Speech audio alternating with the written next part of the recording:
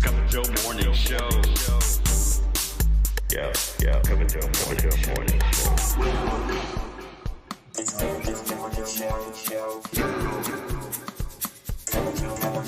Good morning.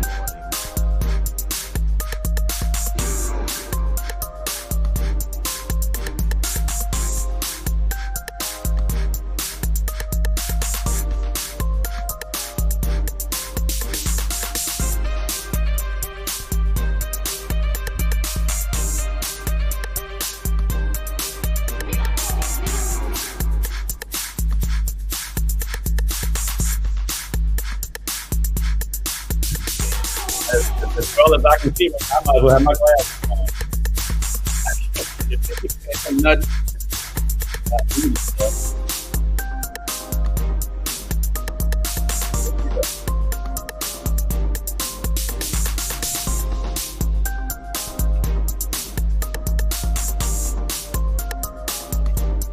Friend, we're about to begin.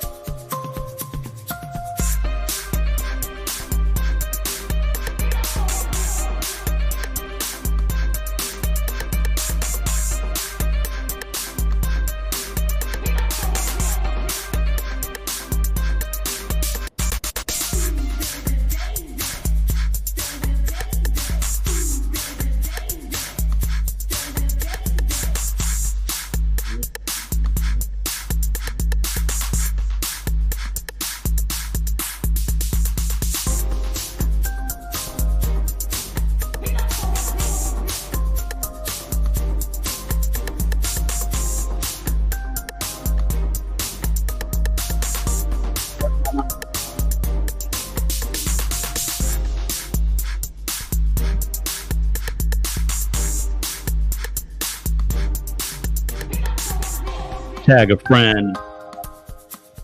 We're about to begin.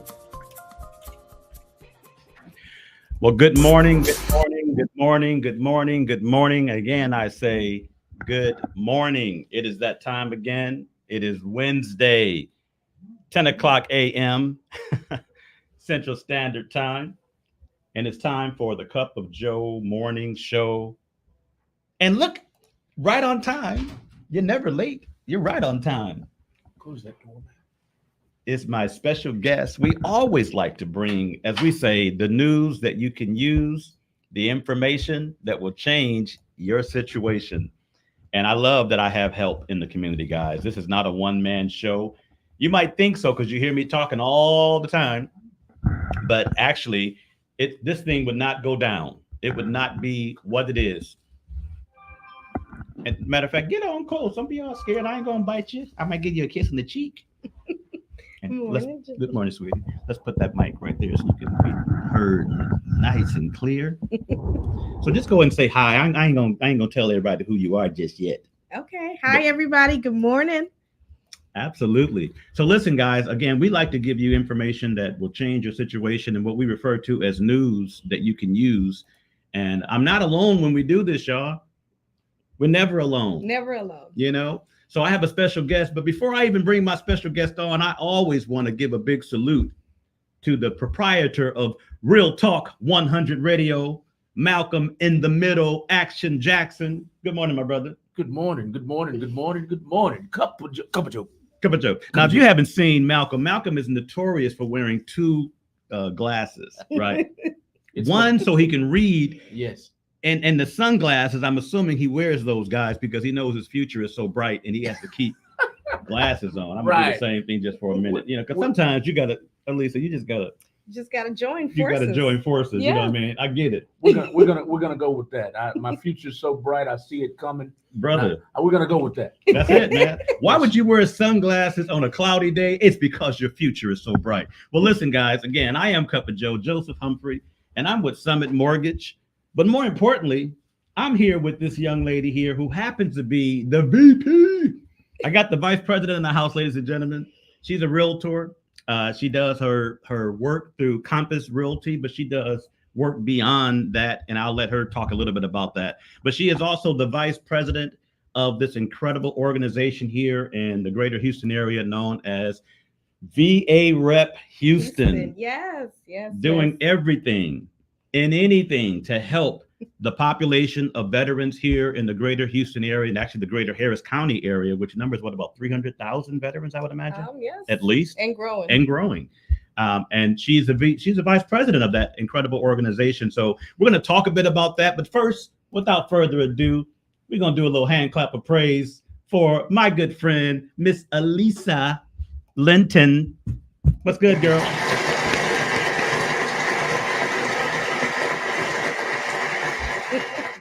What's good in the neighborhood?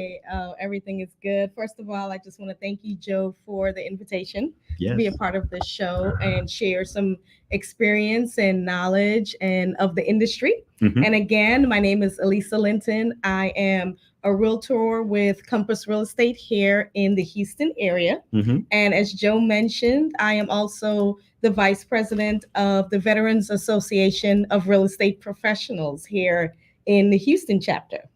AKA known as VA VA Rep. Rep Houston. Yes. Yes. Our Yes. organization, we are increasing our footprint here in Houston, and our mission is to educate anyone that is assisting veterans throughout the journey of home ownership. So you do not have to be a veteran to be a part of our organization. You just have to have a passion and a willingness to help veterans. That's all you need, and you can definitely support us, be a part of us, join us, and help us create great experiences for our veterans moving forward in the home ownership journey. Absolutely. That you said a mouthful. I want to grab this thing out of my bag. Give me a second. This is live radio, ladies and gentlemen. But watch this. I got my little cheat sheet because I need it. Oh. I need a cheat sheet. We're going to talk about the VA Rep Houston organization, but I also want to get let the people know, who you are, what's your background, what led you to being a realtor, and even if you're so inclined, you can talk about what the partnership with Compass Realty has done for you and for the greater community. Okay. Well, I don't know how far back you want me to go, but You're at only least 23, so you can't go back 23. too Oh far. my goodness, absolutely. So definitely always want to give a shout out to where I'm from. I'm from St. Croix, the U.S. Virgin Islands. Whoop, whoop. So always like to give my Caribbean people that shout out because we are here and we are doing big things here in Houston. So shout out to all my Virgin Islanders out there. That's what's up. So my journey kind of fast tracked. I used to live in Philadelphia, and I remember always getting a sense of pride when I saw people in uniform. And my dad is also a veteran as well. Mhm. So this kind of led me to want to join the military. So against probably my mom's wishes, I joined the Pennsylvania Army National Guard, and from there got activated and served my time in Iraq. So just giving you my military connection. So my passion and desire to always be a part of the military and help the military started at a very, very young age. So it was not surprising to me that when I joined VA Rep Houston, that becoming a board member seemed like it was the right thing to do. Mhm. Definitely put me in a leadership role so that I could continue to assist the military.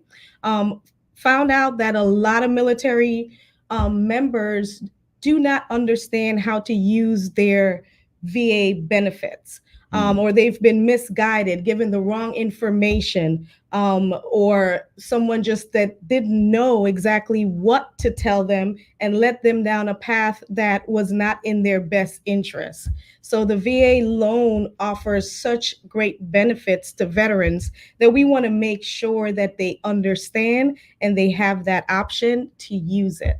Absolutely. And we know we have become somewhat familiar with VA Rep Houston because we had your illustrious president here, Miss CJ was here, Colleen Johnson. Yes. And she obviously has the same passion for that segment of the population. Well, if we know you and CJ well enough, you have a passion for people, period, but certainly specifically for our veterans. Our veterans, because we can all agree that they're probably the most underserviced, yet most deserving of our attention than any segment of the population because they've served to protect our civil liberties. Exactly. And Freedom is definitely not free. it's not free. Yeah. And we don't think about it from that perspective, especially in America, like we should. But the fact of the matter is, we've heard horror stories about veterans from the VA hospital perspective needing certain certain things from our illustrious government, and they were just overlooked. When it comes to our homeless population, Mhm. we know veterans take up their share of homelessness, and we want to put an end to that if there's a possible way of doing that. Solution, yes. Yeah. So I love the fact that's why I'm associated with VA Rep Houston, because I have a family. I'm from a family of veterans that have served. I personally have not served. But I served the streets of Flint, man. It's almost the same. We were in a war zone. I mean, you know what I'm saying? It was times of conflict, and I made it through. So we're going to do everything we can to help anyone and everyone that we possibly can to get the information. So what prompted you, Elisa, to, and this is not so much your resume, but what were you doing prior to becoming a realtor, and what prompted you to want to get into real estate and helping people buy homes? So after I served in the military, I actually returned back to Iraq as a civilian. So who does that? Who goes back to Iraq for another 4 years after serving 1 year with the military? But yes, I did. I saw the great work that the civilians were doing to support the military. So after my term was up, I just saw it fit in to return back to Iraq so I could continue to support the military. So I did that for another 4 years, and then my contract ended. I returned home and relocated to Houston. So at that point, I still worked supporting the military again with my next job. I worked with KBR, helping them close out their contracts here in Houston. A local builder. No, KBR is government and infrastructure. Yes. Oh, what am I thinking about KBR? I thought that was That you're thinking about KB Homes. KB A little Homes. different. A little different. A Got the little KB different. part right. I got you. Yes. No, you're good. Yeah. So I came back home, picked up another civilian job, supporting the military overseas again. So closed out that contract, and then I had a period where I just had to figure out what my next role in life was going to be. And I would have to give a credit to my husband, who said, "I think you need to consider real estate. That'll give you an opportunity to continue to help people." Like you mentioned earlier, that I am about helping people. I always say, if there's something that I can do, I'm willing to do it. So noticing a lot of my peers were relocating from St. Croix. Our refinery had shut down. So a lot of peers were moving here, relocating from St. Croix to come and take advantage of the industry here in Houston, the oil and gas industry. So assisting some people, getting information for them. My husband's like, "You can actually do this and do it well." So eventually I started 1 and 2, and next thing I was in school, and then I'm licensed. And 6 years later, I've made the connection with real estate and the veterans. And now I figured out a way how to help veterans doing real estate. So the connection kind of happens seamlessly, probably without even effort. Because it's just your nature, and you just been led by, of course, the Spirit of God, but you're also led by your nature of helping people. And listen, I love to hear, can we get a brief hand clap of praise that this is a wife that listened to her husband? There's nothing wrong with that. We love it.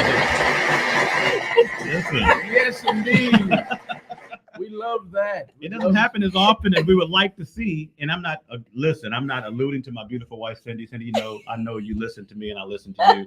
But that's seriously, that is a rarity, unfortunately, in our dispensation of independent people. She's brought it up 3 or 4 times too, not just once. And her husband is, I don't normally refer to men as sweethearts, but her husband is like a sweetheart. He's just just a cool dude. Matter of fact, I'm talking to that guy one time, and he was just talking, "Cup of Joe," but he just talked. I said, "Man, I'm so sorry, man. Where do I know you from?" Did he tell you that? No. You're like, "I'm Lisa's husband." I'm like, "Oh no." We've got Lisa watching from Colorado, y'all. Oh, hi. She says hello. Hey, that's your Lisa. Yes. Hey, Lisa Murphy. How you doing, lady? She's in Colorado. Yes. She's taking on a project in Colorado to change her life. I heard it was a big project. Yes, huge. Taylor, don't come back with no cannabis. No, I mean- she might. Oh, She might. Unless you do. She might. I'm just saying. Don't come back with no cannabis It's unless illegal. you. goodness. Unless you Illegal. do. Back to our regularly scheduled program here. So you've been a realtor now, Miss Elisa, for 6 years. Yes.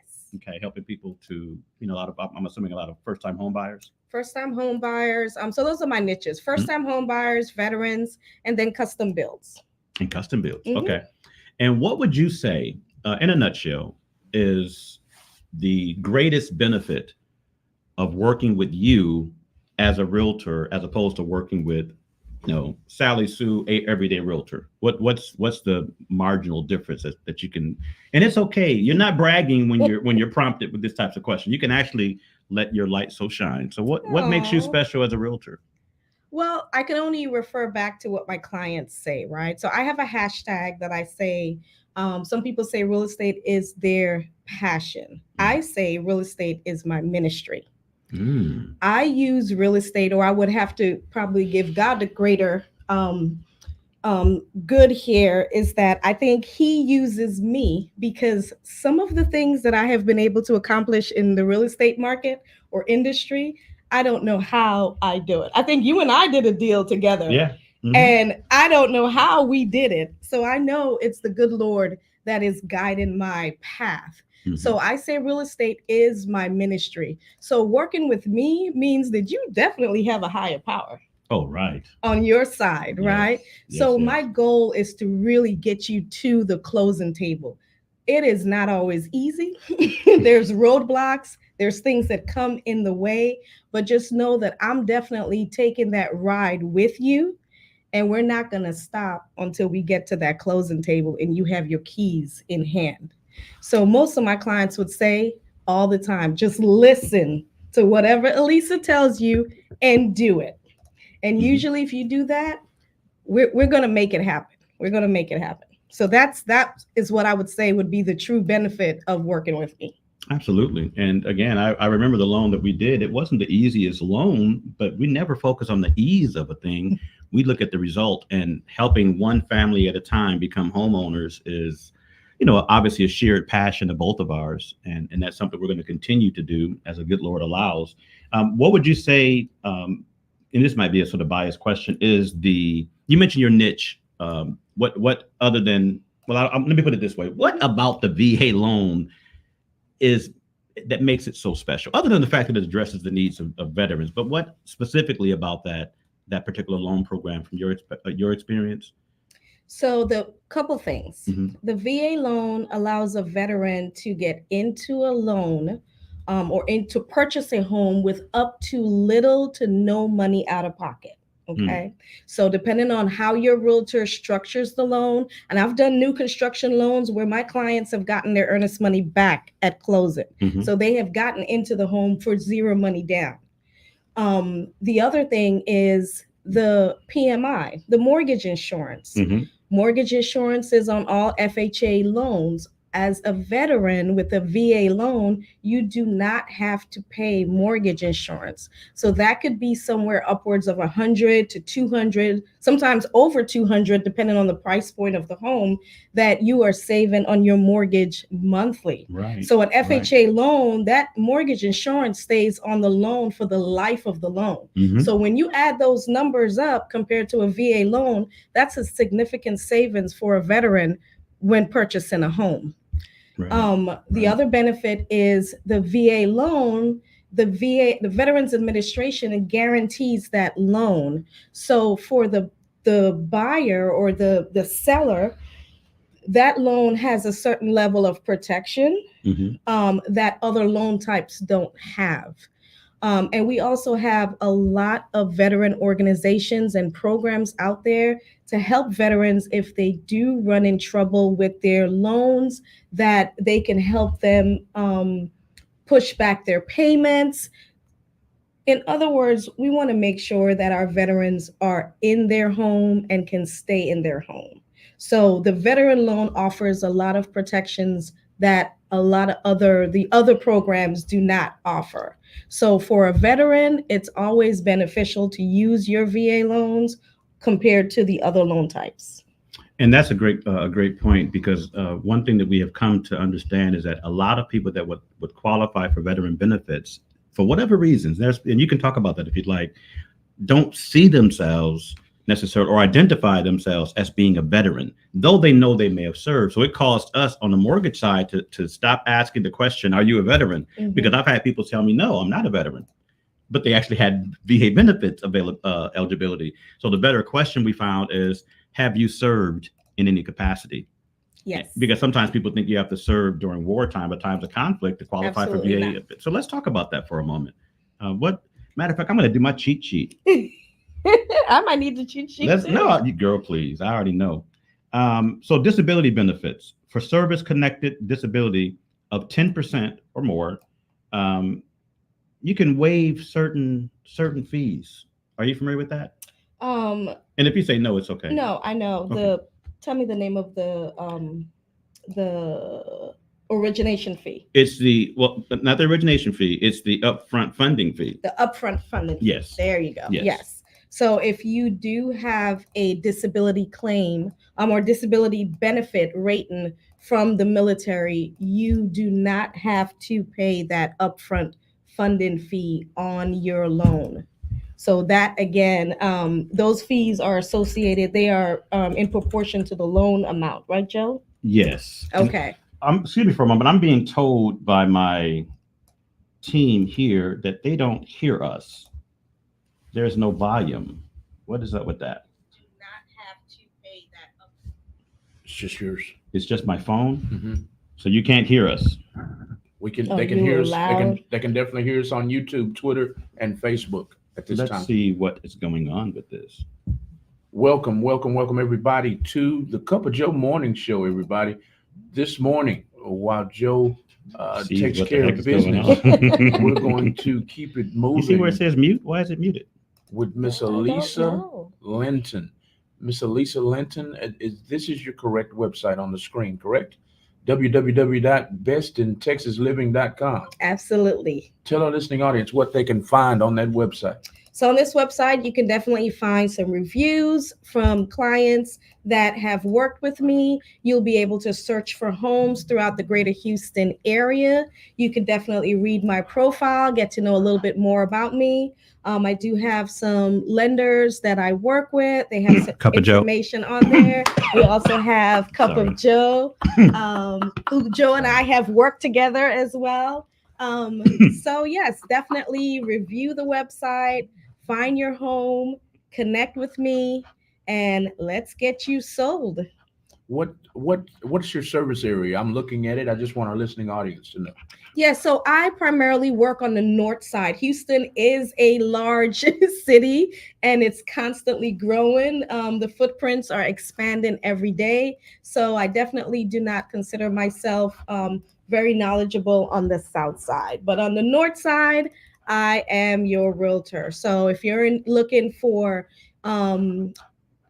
Humble, Spring, Atascocita, Crosby, Dayton. I'll even go up to Conroe, the Woodlands. Mm-hmm. All of these areas are growing. There's land, there's area for expansion, lots of new construction. So all of those areas, I can definitely help you with that. And if you're on the south side, I have some great agents that I can refer you to that can definitely give you that great service that you require on the south side. I'm going to pause for a moment and see. For my crew here, I had to reboot. I don't know what was going on with the audio on Facebook Live, but we've been live all along, as my gentleman was saying, on Real Talk 100 Radio on Facebook and YouTube. Facebook, YouTube, and Twitter. And Twitter simultaneously. So if you, for whatever reason, we lose our signal here, guys, feel free to go right back to it. I saw Maurice Wyndham has jumped back on. So Mo, when you get on, let me know if the volume is up and you guys can hear.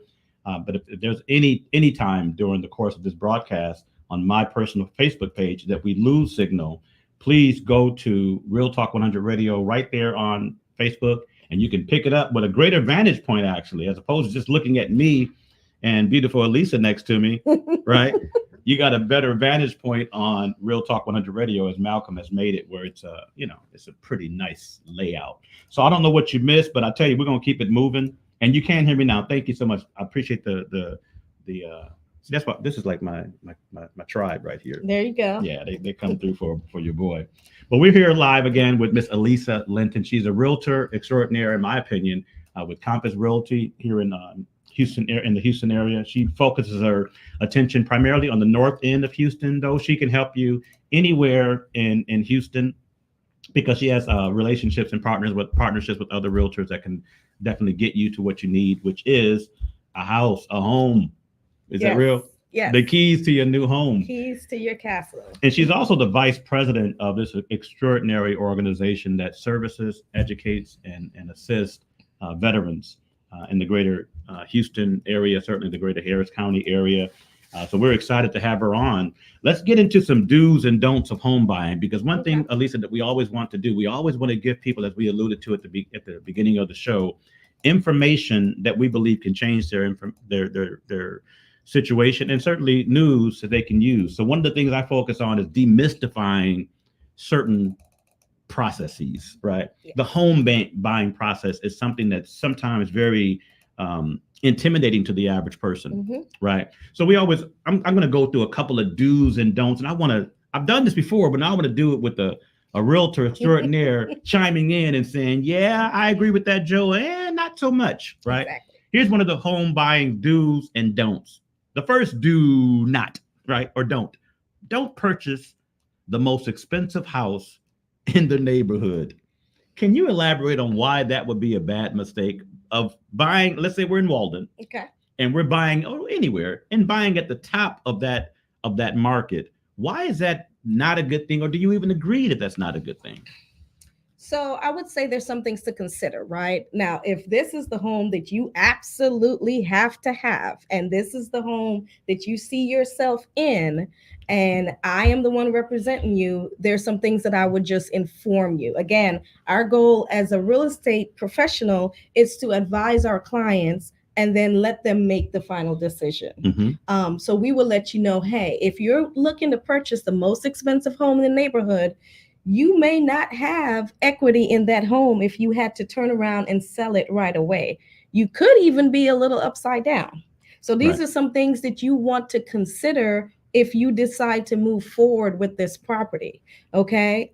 We always say you never want to be the only thing in the neighborhood, right? You don't want to be the only one purchasing the most expensive home in the neighborhood. The advantages are not there. So again, I wouldn't discourage you, because if this is the home that you want, this is the home that you see will work for your family's needs, I would say great, but I would just advise you as to let you know, hey, if you had to sell real quick tomorrow, just know that you are at the max of this neighborhood. So there isn't much room for any equity, or the return on the value of your investment is not going to be there. That's a personal buy. Right. And that's the point. That's the perspective, I should say, that I was making when I put this short list together, that if you buy at the top of the neighborhood, you have nowhere to go.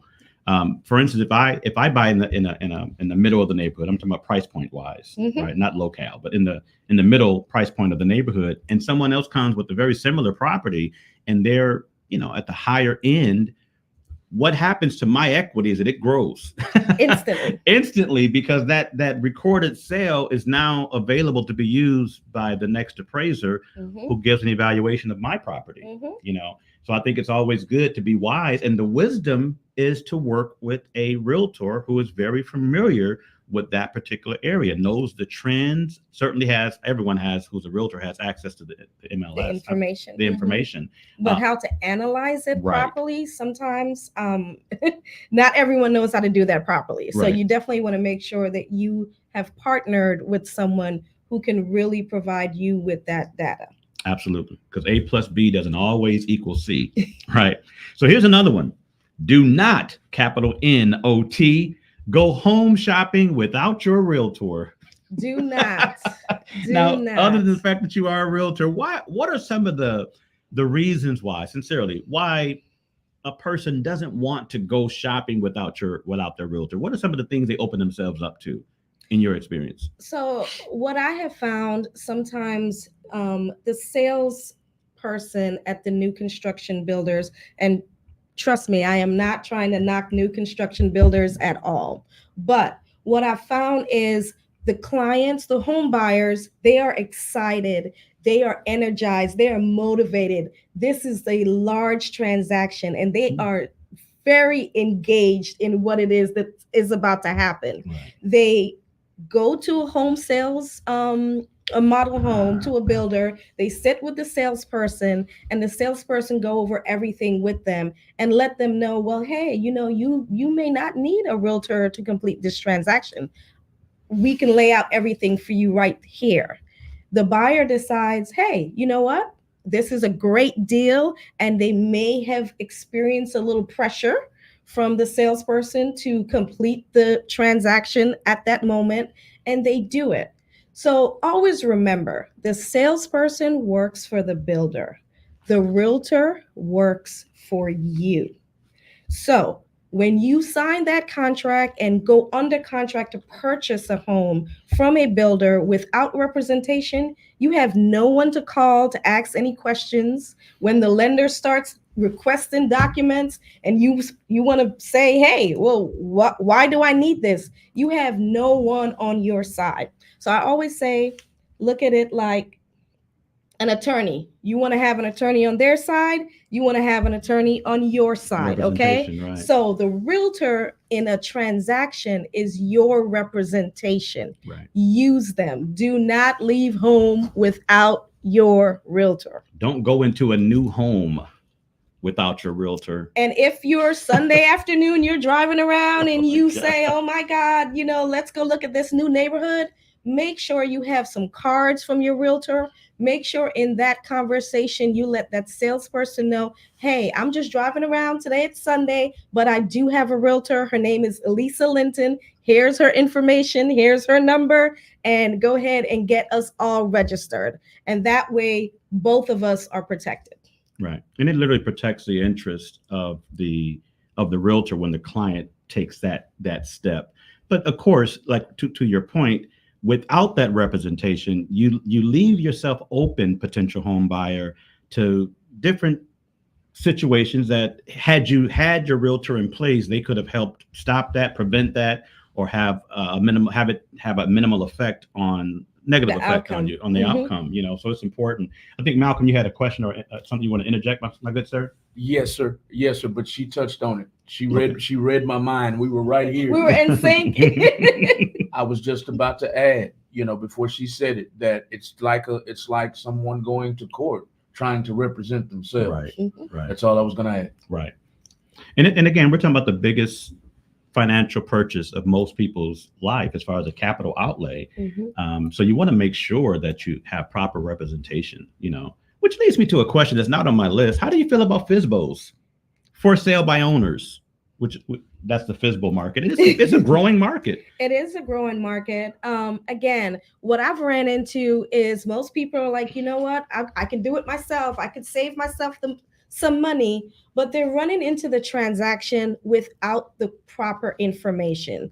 They have not had someone to run a CMA for them so that they know. A CMA would be, my apologies. Mm-hmm. A CMA would be the comparative market analysis. Mm-hmm. So just think, if you're getting ready to sell your home, you have no idea what the home to the right, left, in front, or behind you have sold for. Mm-hmm. So without that information, how can you properly price your lot, home, or anything that you're selling? Right. So right then and there, your objective is to make the most money on your sale. However, you don't even have the proper information to price your investment. So right there, you're at a loss. Mm-hmm. Secondly, you have to answer your phone.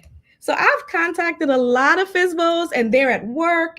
They work at the plants. They can't turn on their phone. So I'm trying to get information on the property. There's no one to answer my calls. So if I'm really interested in your property and you don't answer my call for 3 or 4 days, I've moved on to the next property. You've lost the potential buyer because you were not available. As a real estate professional, this is my full-time job. So my job is to answer my phone when it rings, Absolutely. respond to texts when people text. So if I am representing your property and people are trying to reach me, they're going to get me. They're going to get a response. So when you're trying to do it yourself and save money, you're not really doing the best job for yourself. Right. And then there's always that possibility of it being some type of litigation or conflict and negotiation. And Title. Yeah, and we're not as homeowners. It doesn't necessarily make us now that we can handle those types of transactions. You don't do it every day. Right. You've done it once, twice, three times in your life. Twice. You know. As Partnering with the real estate profession also gives your property exposure, right? So you're doing a for sale by owner. The only people that might be seeing your property are people that are driving in front of your property. Whereas you listed with an agent, especially with Compass, with our platform, you know, you have access to everyone worldwide to view your property. So just think of the amount of exposure that your property now has. We might be able to get it sold for top dollar. Right. And that was your goal. So, you know, really think about, you know, how you are able to work for yourself if you're going to try to sell your own property. Compare that to the benefits of partnering with a real estate professional. Absolutely. And another thing on the list, and I think this is a very important one, and you can speak on this from your experience, my dear friend. Here's another do not from Cup of Joe's list. Do not shop for houses before getting pre-approved through a lender. How frustrating is it, Lisa, when you're showing someone a house? Not that you would do that, because I know you're going to ask for a pre-approval. But let's say you're a realtor who is either, you know, low on sales, wanting, you know, very eager and aggressive or whatever, assertive in that regard. What are the downfalls of showing someone houses they don't necessarily qualify for? Purchasing a home is an emotional transaction, okay? And the worst thing that a realtor wants to experience is feeling as though you've let your client down. A client walks into a home and they fall in love with everything in that home, only to find out that they cannot afford it. That is a high that you can never bring your clients down from. They will talk about that home up until the day of closing on the other home that they qualify for. Right. So just remember, as realtor professionals, you know, our job is to make sure that we manage the emotions of our clients. So showing them homes that they do not qualify for is an emotional deal breaker sometimes. I can see that, yeah. Because every time the client sees you, I think they see that house. Right. And they're that trying house to is figure associated out, with the disappointment of not getting it. So just imagine trying to create trust and trying to build a great relationship with that person, and you have this, you know, ugly emotion that's there all the time. Right. So if we could avoid that, which I definitely try to, I think it's best to make sure that your client is pre-approved and that you're showing them homes in their price point so that they fall in love with a home that they can afford. Right. And another thing that I know that happens, and again, it doesn't happen in transactions where it's a professional, you know, loan originator and a professional realtor, because again, we're like peanut butter and jelly. You know, we're twin industries. We're going to get into that twin industry thing in a moment as well. But one of the things that happens with a client who is looking for homes out of their price point, those homes out of their price point have certain amenities that they fall in love with.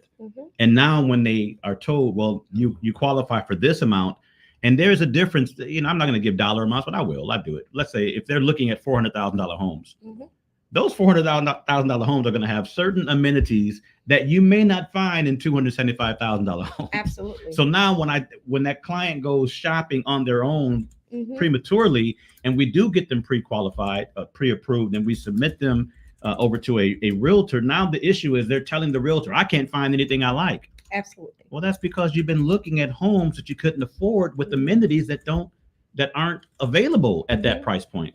And that becomes a problem as well. So that's something, again, that's part of that emotional roller coaster that we want to and it's a twin thing. It's what we do as on the lending side, as well as what the experience they have with you on with the real property side. That there has to be a match. There has to be a congruency with that.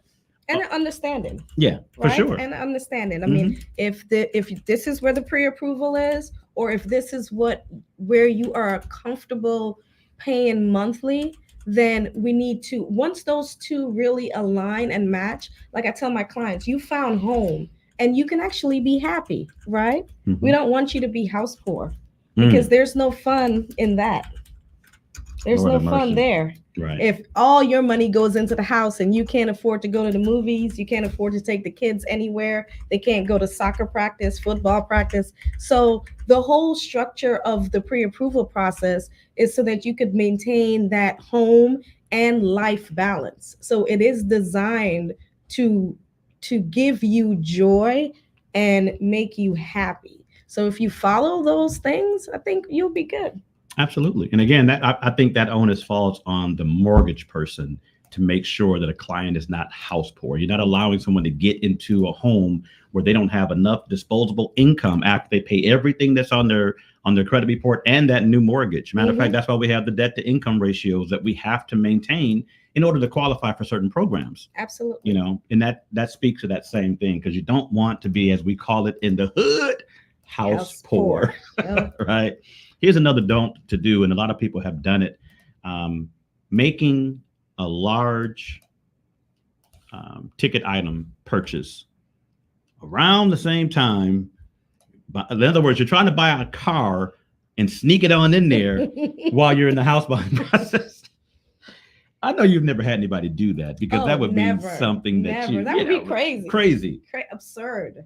But it happens. Does it? Oh, it does. Really? It happens where people want to try and be slick about it, and they figure that, listen, I don't have the house payment yet, so when the car guy pulls my credit, they're not going to see the house. They're not going to see the mortgage because I haven't closed yet. Yes. But they don't understand the way this actually works. Anytime you pull someone pulls your credit during the buying process, the lender is peeking. We have eyes on you. They get an instant notification Absolutely. that your credit has been ran by anyone. Yeah. Exclusive. And it could change the parameters of your loan approval, because now if you purchase something, for instance, God forbid, if you actually purchased the vehicle, now we have to add that to your debt to income ratio, and that additional car note might be enough to take you over the top, where now what was once an approval is now a denial. Or we now have to come down in our home purchase, right? So again, the home that you have started furnishing in your head is no longer the option, right? We now have to look at a smaller home. We have to go from 4 bedrooms to 3 bedrooms. And you are not happy. But if you had just waited a week, 10 more days, 3 more days, we could have gotten you into the home and you could have go and purchased your vehicle. Like I always tell my clients, right? We have an initiative with HBREA that it's the house, then the car, right? We just simply say, the car people don't care about the house, but the house people care about the car. Okay. So we just put it so you could understand it. But yes, great initiative, house then the car. We just try to make sure and educate our buyers that it's important. If you don't have a car note, don't get the car until you get that house. I have a question for you, and it's not on my list, but I'm always thinking, because I have a big head and the big brain inside of it. What would you say to, and I want you to literally speak to the people that are potential home buyers that are in your sphere of influence in the geographical territory that you operate in. This message may very well reach them. What would Elisa Linton say to them as far as now being a good time to purchase a home? Whew. I know. I know. So I think I've been in the industry long enough to understand that now today is always the best day to buy a home. Mm-hmm. There's certain things that a lot of buyers are not taking into consideration. And I get it, because you're not paying attention to the trends of the market, and you don't have all of the data. You're not researching this on a daily basis like we are. Mm-hmm. And then, of course, you're listening to people that may have purchased a home 30, 40, 50 years ago. Are you reading my notes? No. You sure you're not? Look, No. rely on So- licensed professionals, not our relatives and friends. You must have been reading my Because notes. I get this every day. Oh, and I'm not knocking mom or dad, right? But for a real estate transaction, again, partnering with a real estate professional is Mhm. always going to be your best bet, right? So mom and dad purchased a home 20, 30, 40, 50 years ago. So much has changed in the industry. Oh my God. So listening to them on all the details in the home buying process in 2023 may not be to your best advantage. Okay. So I always encourage my younger buyers to bring their parents so that they can get the education. And also I can answer their questions and kind of jump through their hurdles. And that way they get to build confidence in me. And once I'm able to do that, then I don't have that mom and dad issue Right. as we move through the rest of the transaction, because they realize, okay, she does know what she's talking about today. Right. So I'm able to use that knowledge throughout the transaction. But for today, for a buyer, yes, now is the time.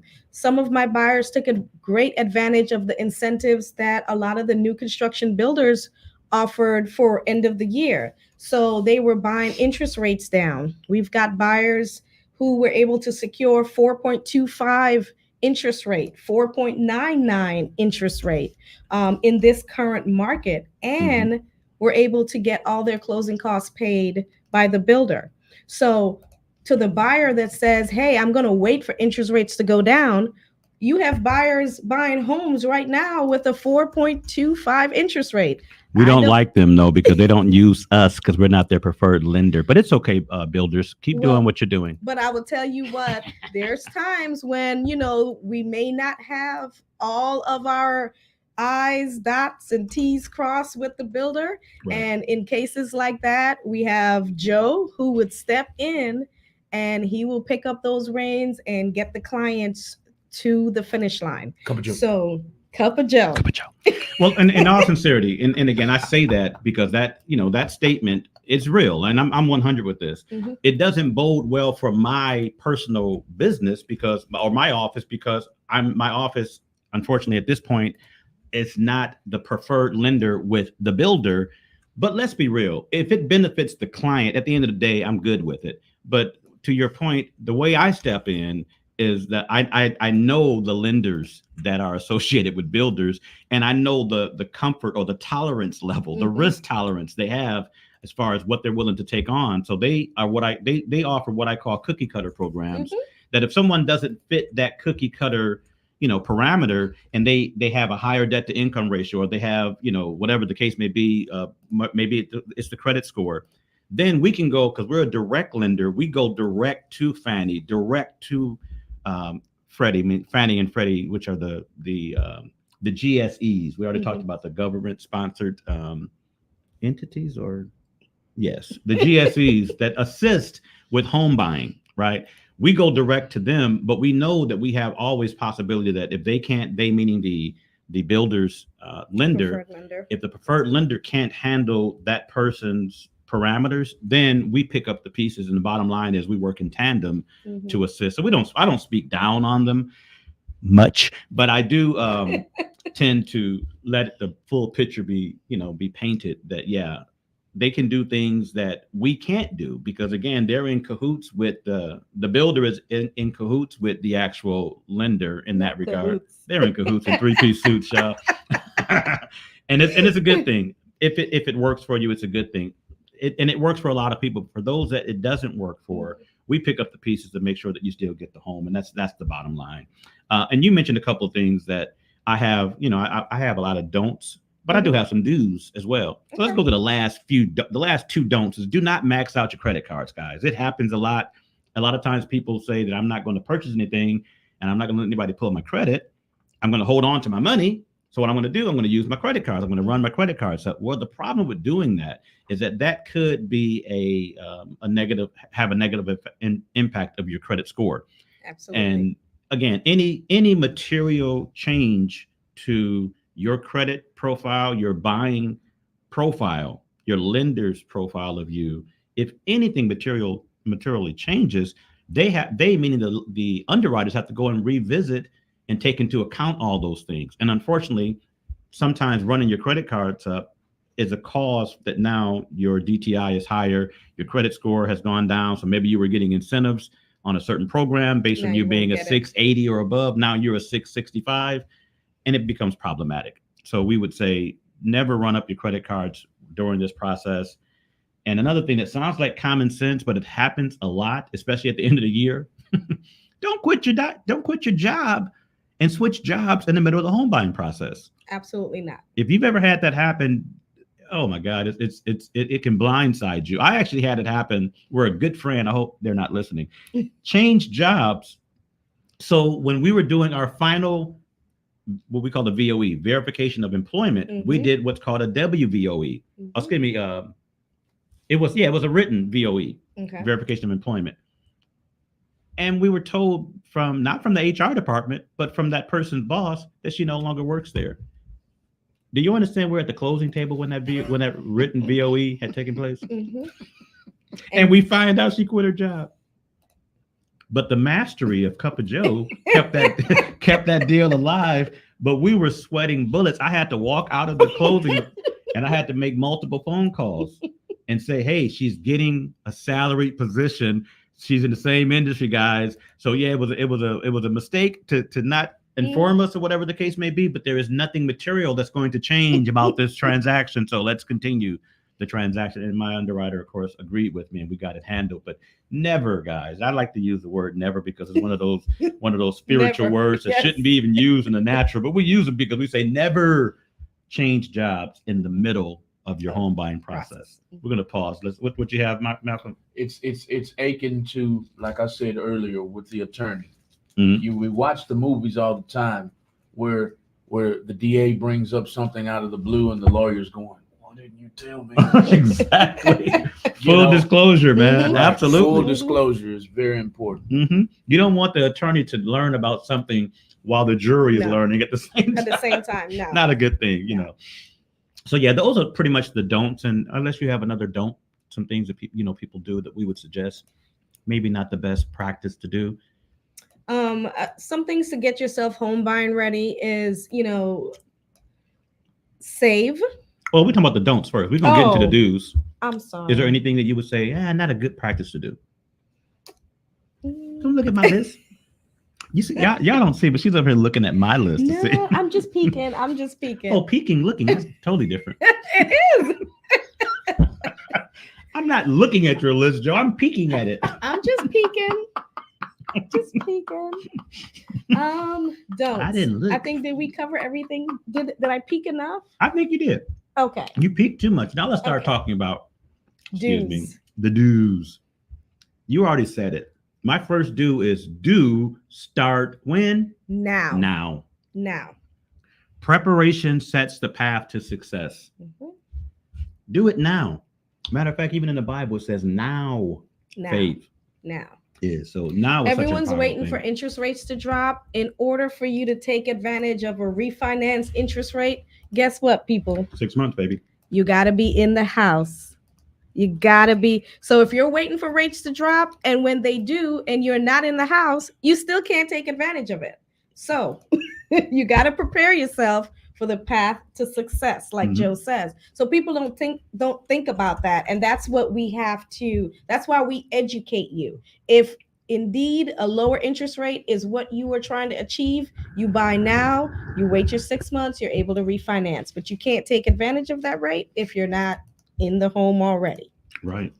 And I'll take it a step further from a lending standpoint and just from a personal standpoint. I tell people all the time that you do not pay or live in your rate, right? because a rate, your interest rate is part of the equation that's going to make up your monthly payment.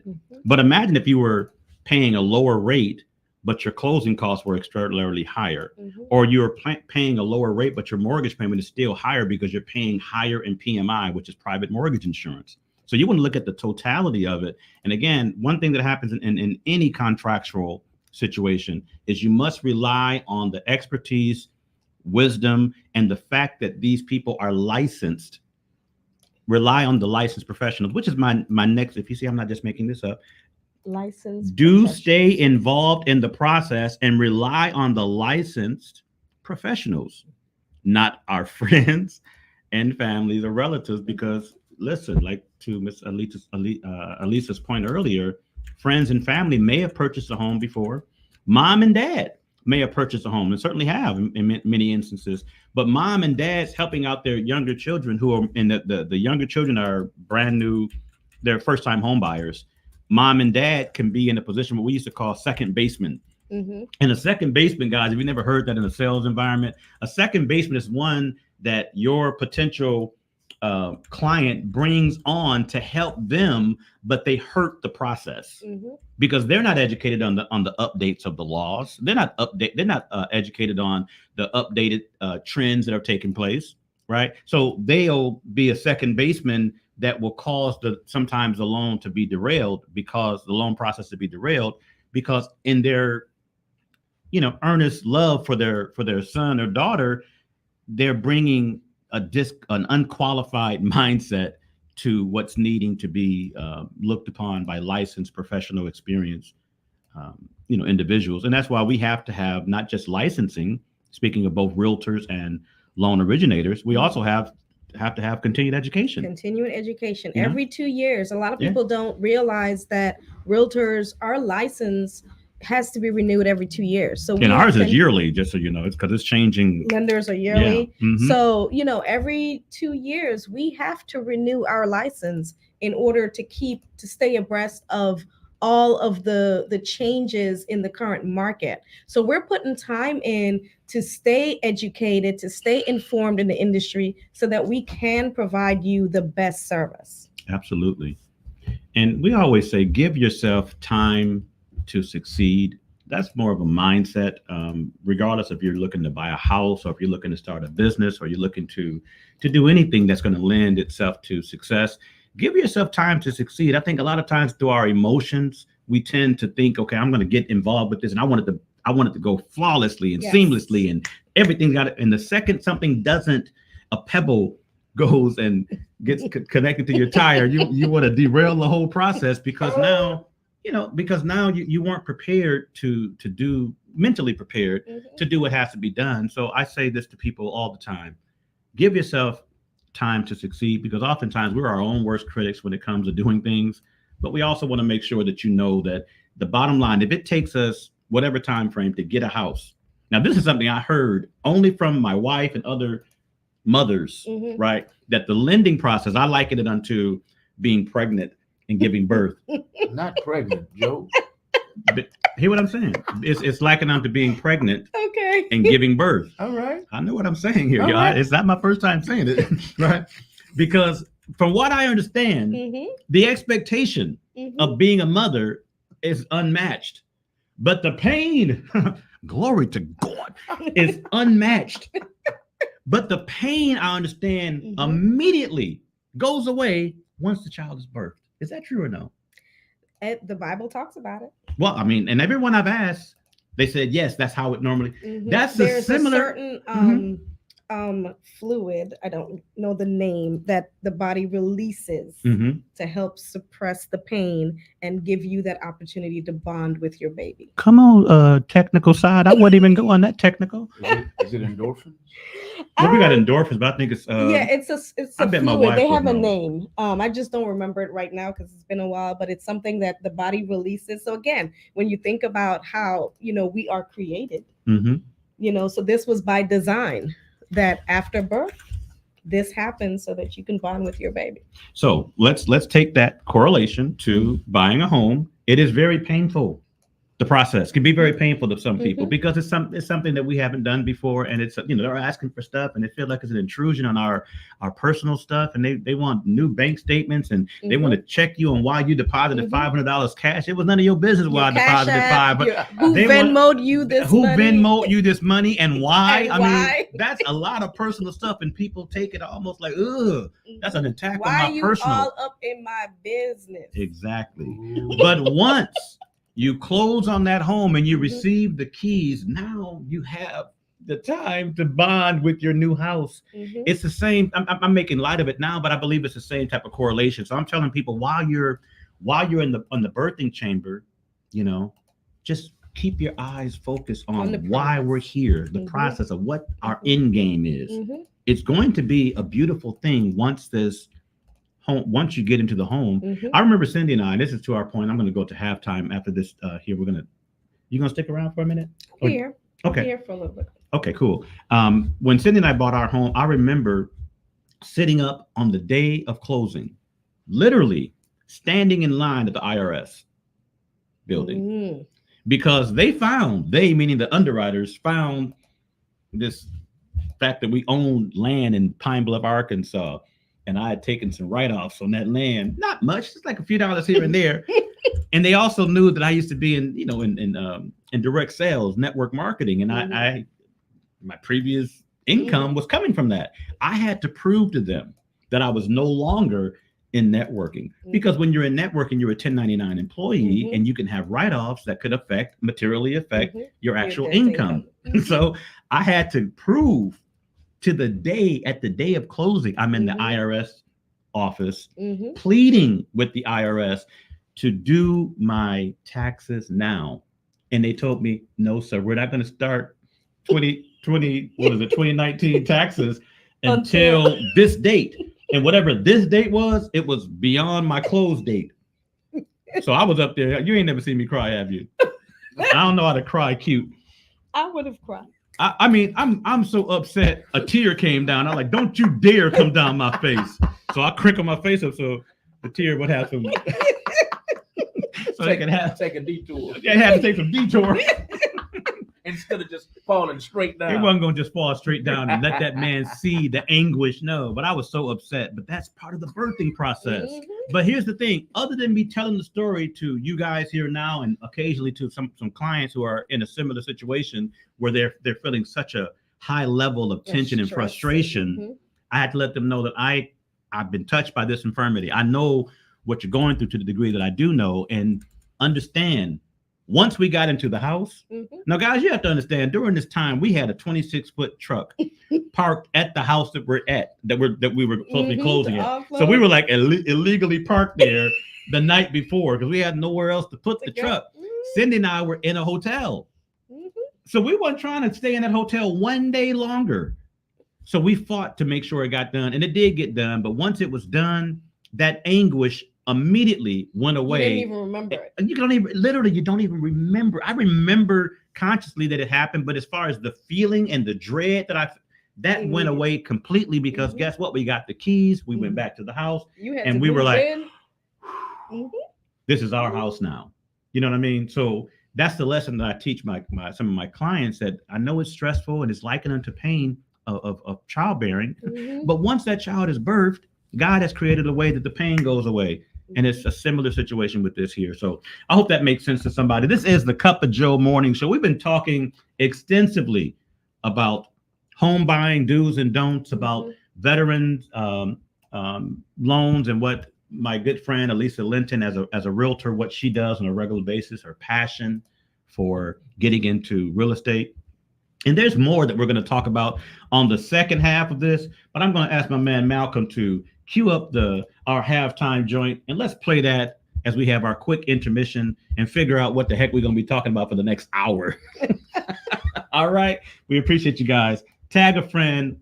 It's bound to be something good, y'all. Okay. Talk to you in a minute. Thank y'all for joining the Cup of Joe Morning Show. We'll be right back.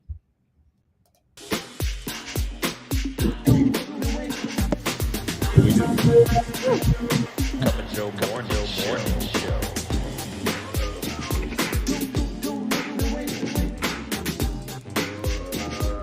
Cup of Joe Morning Show. Joe Morning Show.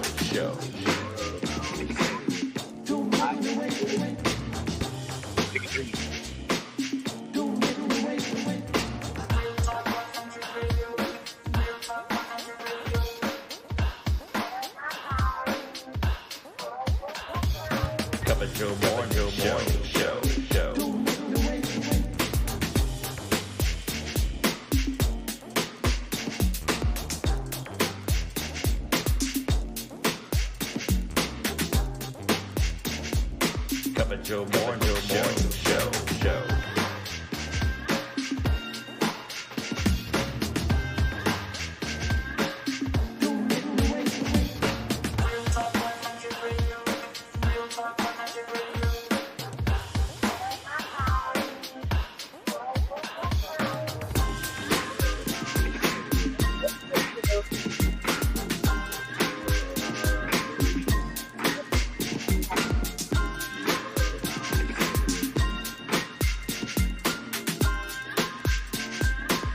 Joe Morning Show.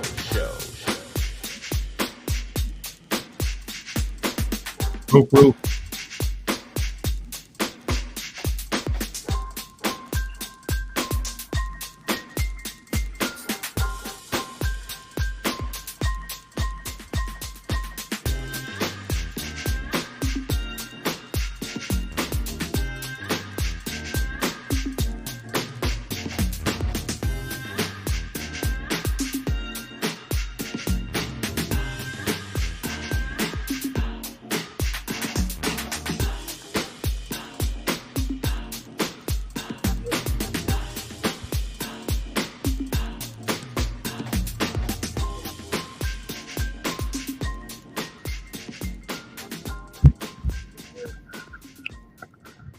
Well, ladies and gentlemen, we are back once again. This is the Cup of Joe Morning Show. This is our second hour. We've been at this thing for the past hour with Miss Elisa Linton of Compass Realty and Vice President of VA Rep Houston. I always have to go to my tribe on Facebook, and there's always questions that are posed. And my dear sister-in-law asked the question. She says, and I don't have my readers on, so I'm going to be squinting like Mr. Magoo, but it's okay. If you don't know who Mr. Magoo, I don't know if it's going to work. If you don't know who Mr. Magoo is, I'll tell you later. Right. So Lisa is saying, once you buy a home and are living there for 6 months, 6 months or more, and decide to refinance, if the interest rates drop again and you want to refinance again, how long do you have to wait? That's a great question. With most, this is more of the contractual, from a lending perspective, the contract states that you have to have not just 6 months, you have to have 6 payments in, right? So you want to make sure that it might be the 6 month, but if you only got 5 payments in, or God forbid, if you only have 4 payments in, you have to have 6 total payments in before you're able to be considered for refinancing. Okay, that's just a contractual component to every loan. I was going to say something else, and I know how I do sometimes. But yeah, to the point, when you're looking to refinance, it also has to be what's called a net tangible benefit. That's what I was thinking of. And the net tangible benefit, Lisa, means that it's not just Lisa wanting to refinance because she can get, as opposed to a 5.9, she can get a 5.5. The net tangible benefit has to be there. And typically the rule of thumb is if you're lowering your interest rate by 1 full basis point, it makes sense. Or if you're pulling cash out or doing something that is a tangible benefit, right? Because we understand that even if you go from let's say if the rates are at 6.5 and you go to a 6% rate, there's closing costs associated with that refinance. Of course, there's no out-of-pocket cost necessarily, but there's still costs that are incurred. So you have to make sure, and as a lender, we have to make sure that we have that net tangible benefit for you to make the loan make sense, right? So you're eligible after 6 payments, but it still has to make sense from a lending standpoint. Else the government and the entities out there, because of the history of the lending industry, they know that a lot of people can be more predatory and they'll target people and even with no net benefit, they'll just do a bunch of refinancing, and they don't want to do that. That's an abuse of power and abuse of influence, and they want to make sure that it makes sense to the lender, excuse me, to the borrower who's doing it, that this deal makes sense and it nets you some type of a tangible, recordable benefit, if that makes sense. All right. Now, you didn't ask for all that, Lisa, but that's what your boy be doing, going hard in the paint. We got Maurice Wyndham always in here. Mo said, he said, readjust your camera so we can see both of you. Thanks for the heads up, Mo. Mo is a professional cat. I got, he's my homie from Flint, Michigan, out there in Cali doing big things. DJ Props is always supporting our show. He says, hey, bro, I'm at work. Just needed to see your face. Oh, what's up? That's my man. Of course, Lisa is always, Felicia Reeves, Nunn is always supporting us. Mo, Wyndham is always there for us. Was letting us know that we lost signal or whatever went on earlier. So, guys, this is the time of our program that we go completely. If you thought I was just going off the cuff before, now we're just gonna go completely off the cuff, right? Hold on. No. I want to talk to you from more of a specified situation. I know you've heard of the NAR's lawsuit, or have you heard of the lawsuit? I have. And I know there's so much out there with, if you're representing the buyer's agent, now they're trying to make it that, you have to have some kind of a separate agreement with that buyer, or else you could run the risk of not getting your commission. What's your take on that whole thing? And again, I'm not saying give me everything on it. I'm just saying from your personal perspective, what is that those two major lawsuits, how do you see that impacting your industry, moving forward? If that becomes almost like the norm, if they actually allow that to happen, how does that change things? Yeah, I've been reading a lot of different snippets here and there, and it seems like first-time home buyers could be a segment that will really be affected. Most first-time home buyers have limited funds to get into a property. And they do not have, the commission money set aside to pay a realtor to represent them.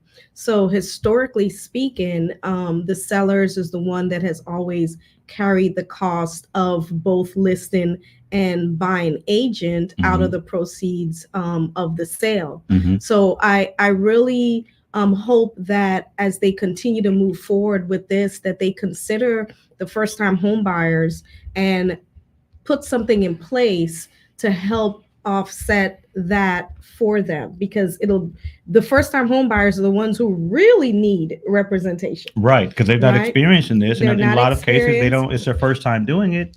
They don't know. So I'm not really sure, does that put more time in between them having to purchase?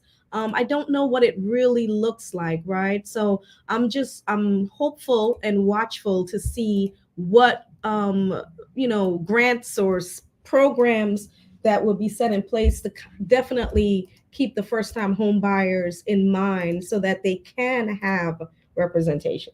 Yeah, and for that, and I don't like to give acronyms. I said NAR. That's the National Association of Realtors, by the way.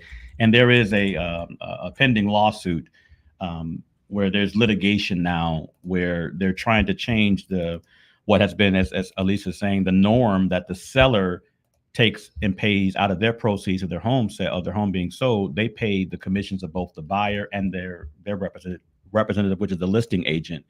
And this lawsuit is now, fighting against that, which we don't know what it's going to lead to, but I've heard a lot of fear mongering going on online, and it's like, oh, now realtors gonna, you ain't gonna, if you're, what are we gonna do with our buyers agents now? Because everybody's gonna be a listing agent, or you're not gonna get paid. And I know that's not going to be the case. Yeah, I don't see that really. Just like we're gonna wake up tomorrow and have no need for buyers agents, right? No, that can't be the case. They're gonna sell something, and a buyer is the one that's going to buy it. So you need both parties for a successful transaction. Right. And what we need to ensure is that both parties are represented. So I think as they, chisel away into the details and the specifics of it, that's something, we may start to see some things come about that would still ensure that buyers are represented. Yeah, because that becomes the bottom line. Not so much that the buyer's agent gets their commission. That's because they're going to work to do something on behalf of the representation of the buyer. So if they're going to do that, well, first of all, we know it's still going to be needed. Yes. So if they're going to do it, they should get paid for it. To me, that's the American way. They should be compensated for the work that they do. Now let's shift gears all across. Let's get out of the mortgages. Let's get out of the real estate. Let's just talk about people. Not talk about people. Let's talk about people in the sense that we're at the end of the year, Miss Elisa Linton. Mm-hmm. You're a successful person. What advice, first of all, what are you doing in preparation for your 2024? This is more personal, but I mean, just from a professional perspective, I'm asking, not so much I'm doing this, no, I'm saying professionally, what are some of the things, what is the mindset that you have as a professional transitioning from, 2023 to 2024? What advice could you give and what best practices can you share quickly? I would say one thing that I'm doing, and this is definitely me sharing, because I saw your friend here putting it up on on my Facebook page, so it kind of just jogged my memory. But I would say definitely everyone needs to think about something that you enjoy doing, that you do well, that you can probably create some type of business out of it. Mm-hmm. Okay, there's a lot. We've experienced COVID, and we have made a lot of different businesses. A lot of people have become extremely successful. So it tells us that we have some self-starters, a lot of self-starters within our community. Mm-hmm. And sometimes it's really a need that is met, right? And if you're able to do that, you can actually create a lucrative business for you, your family, and moving forward. Mm-hmm. So one thing that definitely was game changer for me in 2023 and is going to, go into my 2024 and forward is, my husband and I, we decided to purchase an investment property. Mm-hmm. So we purchased a home, and we are in the process right now of converting that home into a duplex. So one mortgage, and hopefully, our plan. 2 tenants. One mortgage, 2 tenants, right? So again, think about ways to maximize the return on your investment, right? Mm-hmm. We don't want to be working as hard as we've been working. We want to do it one time, and we want to be able to benefit from it moving forward. So that's definitely been a game changer. It has reduced my anxiety a lot. Our plan is to start, living life and not working in life as much as we are. Jesus. So if you, within yourself, within your family, you guys come together and think about some type of business strategy that you can do to help free up time so that you can do the things that you really want to do with the time that we have left, I think that would be amazing. I think we could have happier people walking around here. Right. Because many of us, let's just be 100% with this. Many of us shape our whole existence based on our income, based on our job, as it were. Right. And I'm, if I may just piggyback on my own question, one of the things that I'm focused on, which is I'm always focused on improving the process of whatever it might be, and it's always a good time of the year to do a year-end review. What did I do well this year that was profitable? Mm-hmm. What did I do that I probably could have done better? What did I do that I just really missed it and I don't want to duplicate that again? Mm-hmm. In other words, being willing to do a self-evaluation, but also to your point, many people, because we put everything to our jobs, everything is that we're looking to do is based on, if this is our job or our income, it's a circle. Can you see this here? Mm-hmm. Anybody see this? What this circle represents is my ability to live my life and finance my dreams. Unfortunately, for most of us, this circle is too small to finance our big dreams. So we give up on our dreams and we focus on only those things that help us, that's accessible to us in our circle. Mm-hmm. So if there's one thing that I would suggest that any of us and many of us to do is to get rid of that freaking circle. I'm not saying get rid of the job, but get rid of the mindset that the job dictates everything. There are things that we can do that don't cost a dime, that can give our soul elation that can give our soul peace, less anxiety, just by making a decision to choose happiness and never give excuses. Right? That's really what change. That's what change is, right?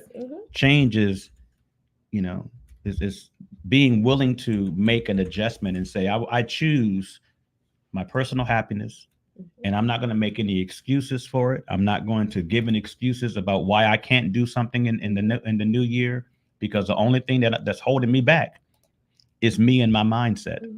So my suggestion is mindset training. That's one of the things that I'm focused on. Of course, my focus is continuing my relationship and bettering my relationship with my people that's in my life. I want a better relationship with my wife. I want a much better relationship with my children, right?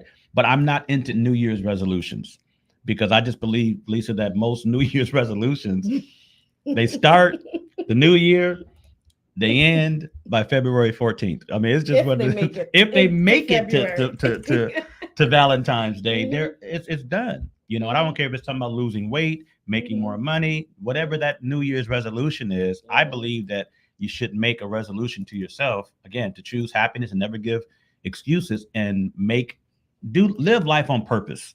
Oh yeah, I agree with that. You know what I'm saying? Anything we do, let's do it on purpose. We ain't gonna stumble into the beaches of St. Croix. Let's what do one of my coaches say? Let's be intentional about it. Yes. Right. Let's be intentional about it. So if you're intentional about being happy, then anything that's toxic or gets in the way of that happiness, you just have to set it aside. Yeah, and know that it doesn't have to be a part of our lives. We make it a part of our lives, right? I know people, and this is just real talk. There's people that they talk more about their bills and what they're unhappy about than what they're happy about. And I call it the Minority Report. I don't know if you guys remember that movie, Malcolm. It was what's my guy's name? A little short. Tom Cruise. Tom Cruise had a movie. It was a futuristic movie. It was back in the day, maybe about 10 years ago. They made it, but it's called The Minority Report. And as soon as I saw the movie and heard the title, this thought came to my mind that that's how we are as human beings. We focus on the Minority Report, the small things in comparison to the totality of our lives, the things that we are unhappy about. And the unfortunate thing with that is that there's an old saying, sis, that says whatever you focus on the most expands. Right? Absolutely. I think that was either Earl Nightingale or the guy who wrote Think and Grow Rich, Napoleon Hill. I think it was Napoleon Hill who said that whatever you focus on expands. So we have this propensity to focus on the negative, and we wonder why we keep getting the same thing we're focused on, because the principle is we're giving all our energy towards. That's what we're feeding. I had a conversation with my mom the other day, and we talked about, a lot of times people live in the present or they live in the past. People don't live today. They don't live they're either, oh my God, this happened, so if I do it, it might happen again, so I'm not going to do it. Or they're like, you know what, we're going to do it next time. We'll do this next year. We'll stop and smell the roses the next time we pass by. But if you stop thinking about what could have happened or what should happen and actually focus on what you can make happen, it might be a difference in your today. Right. Because actually we don't have, what does the old saying say? I always come up with old saying because I'm old. The past is history. The future is a mystery. So let's live in the present. That's why it's a gift. It's a gift. Because it is a gift. We don't know. And how many people have we heard or known about that had, you would think from the outside they had a lot of life yet to live. And then we see their life is cut short, of what, maybe it's the American life expectancy or whatever the case may be. But the point is, we've got to live in the moment. And I call those God moments a lot of times, because we might be looking at it from one perspective, which is our human nature to be negative, to be pessimistic, or whatever the case may be, or to have a negative, it gives us a negative feeling and we don't enjoy the moment. But I'm believing that, listen, if we just change our perspective, right now, today. Let's make that, our goal. Today, we're going to be intentional and we're going to choose happiness. And we're going to choose to surround ourselves with happy people. Happy people. Yeah, happy people Happy tend Joe? to happy Joe. Actually, what did they used to say? Happy wife, happy life. I say happy spouse, happy house. I mean, There you go. let's make. It's not just me trying to make my wife happy because It's I can both make of her us. happy, and then I'm living miserable, It's both of us. and then I she ain't agree. gonna be happy. And we don't So want that. happy spouse, happy Happy house. I agree. And we're talking now. We're just spitballing as it were. But I think a lot of people need to hear what a professional thinks about when it comes to the challenges that take place in life. Now, here's my thought on it. Challenges are what life is all about. It is, if it's hard, it was because it was supposed to be hard. The issue with most people, they say, no, that's hard. Well, yeah, it is, but it's supposed to be hard, but it's not impossible. It's not even improbable. It's some of us have this thing that we're trying to do all this pain avoidance, avoid everything that's hard, but understand the easy life, and I'm putting up my quotes, the easy life is only going to be lived by those who go through those hard situations, not those who avoid hard situations and hard conversations, difficult times. Difficult times is like, to me, it's literally like the weather's changing, the season is changing. I'm not tripping that it's 45 degrees outside and I'm in Houston, Texas. It's the season for that. Why would I would trip out if it was 95 degrees right now. I would wonder, is it global warming happening right at this moment? What's really going on? And I use that crass analogy that when things aren't going your way, it doesn't mean that you're not on your way to a much better place. It's just the fact that you got to learn the seasons that you're in. And then there's certain activities and certain mindsets that I think are conducive for the season that you're in. And I'm from Michigan, so that's why I speak in those terms. No, right? You're good. I have an analogy of I'm being polished, right? Mm-hmm. So if you think about something that's being polished, they use sandpaper. Ooh. They don't start with the fine sandpaper. You start with the more coarse sandpaper. And you keep going and you keep working your way down until you get to that finer, softer touch. Right. But that's the only way, that's the only process to get polished. Right. You have to go through those stages. You can't, and if you skip a stage, you won't be as polished as you need to be. Right. You're going to have holes and gaps. Exactly. Right. So I always say, you know what, Elisa, it's okay. You're being polished, right? Mm-hmm. You're being polished. You're being polished. You've got to go through this in order to get there. Right. Right. So what will we say, Lisa, as individuals to other individuals who might be listening on what's the best way to overcome challenges in your life? Because we know we're going to have them, and we're not trying to be relationship coaches. We're not trying to be life coaches as much as we're just having a conversation that I'm sure that people are either having or they're experiencing. If you're having challenging, difficult times, how do you keep your optimism up? And how do you, what's your mindset in the midst of the challenge that can help you, moving forward? Do you have any advice you could share? I would say if you gotta have some kind of spiritual foundation. Yes. I mean, you're not gonna make it. Right. You're just not gonna make it if you don't. I don't care what it is, but you have to understand that we are passing through. Everything that we do here is preparing us for the greater being. And if you have that basic understanding, then you might do differently here. Mm-hmm. Understanding that this is a journey. You're going to meet people for seasons, for reasons, and you just have to embrace that role. Don't hold on to it longer than you're supposed to. Right. Just understand that we are passing through, and our goal is bigger and deeper than just what we see right here. Mm-hmm. And I think for me, as I keep that in mind and I go through everything, I take everything at face value. Mm-hmm. I've done some soul searching. I've done, some restructuring in my life in 2023. Mm-hmm. I've probably cut some people out, and then I was like, maybe I shouldn't cut them out. But I go back and I just reassess it, and I realize, what? They had a reason and a season. And if I just give them that, then we can be okay. I gave them more than I needed to. Oh, wow. Yeah. And once you realize that, then you could make the adjustment. And I realized, oh, okay, we can be friends because now I have placed you in the role that you were supposed to be. Right. You know, so it's a lot. It has been a lot for me this year. I've had I've had a surgery. Anyone who knows me knows that I freaked out completely. Never had stitches in my life, so this was a big deal.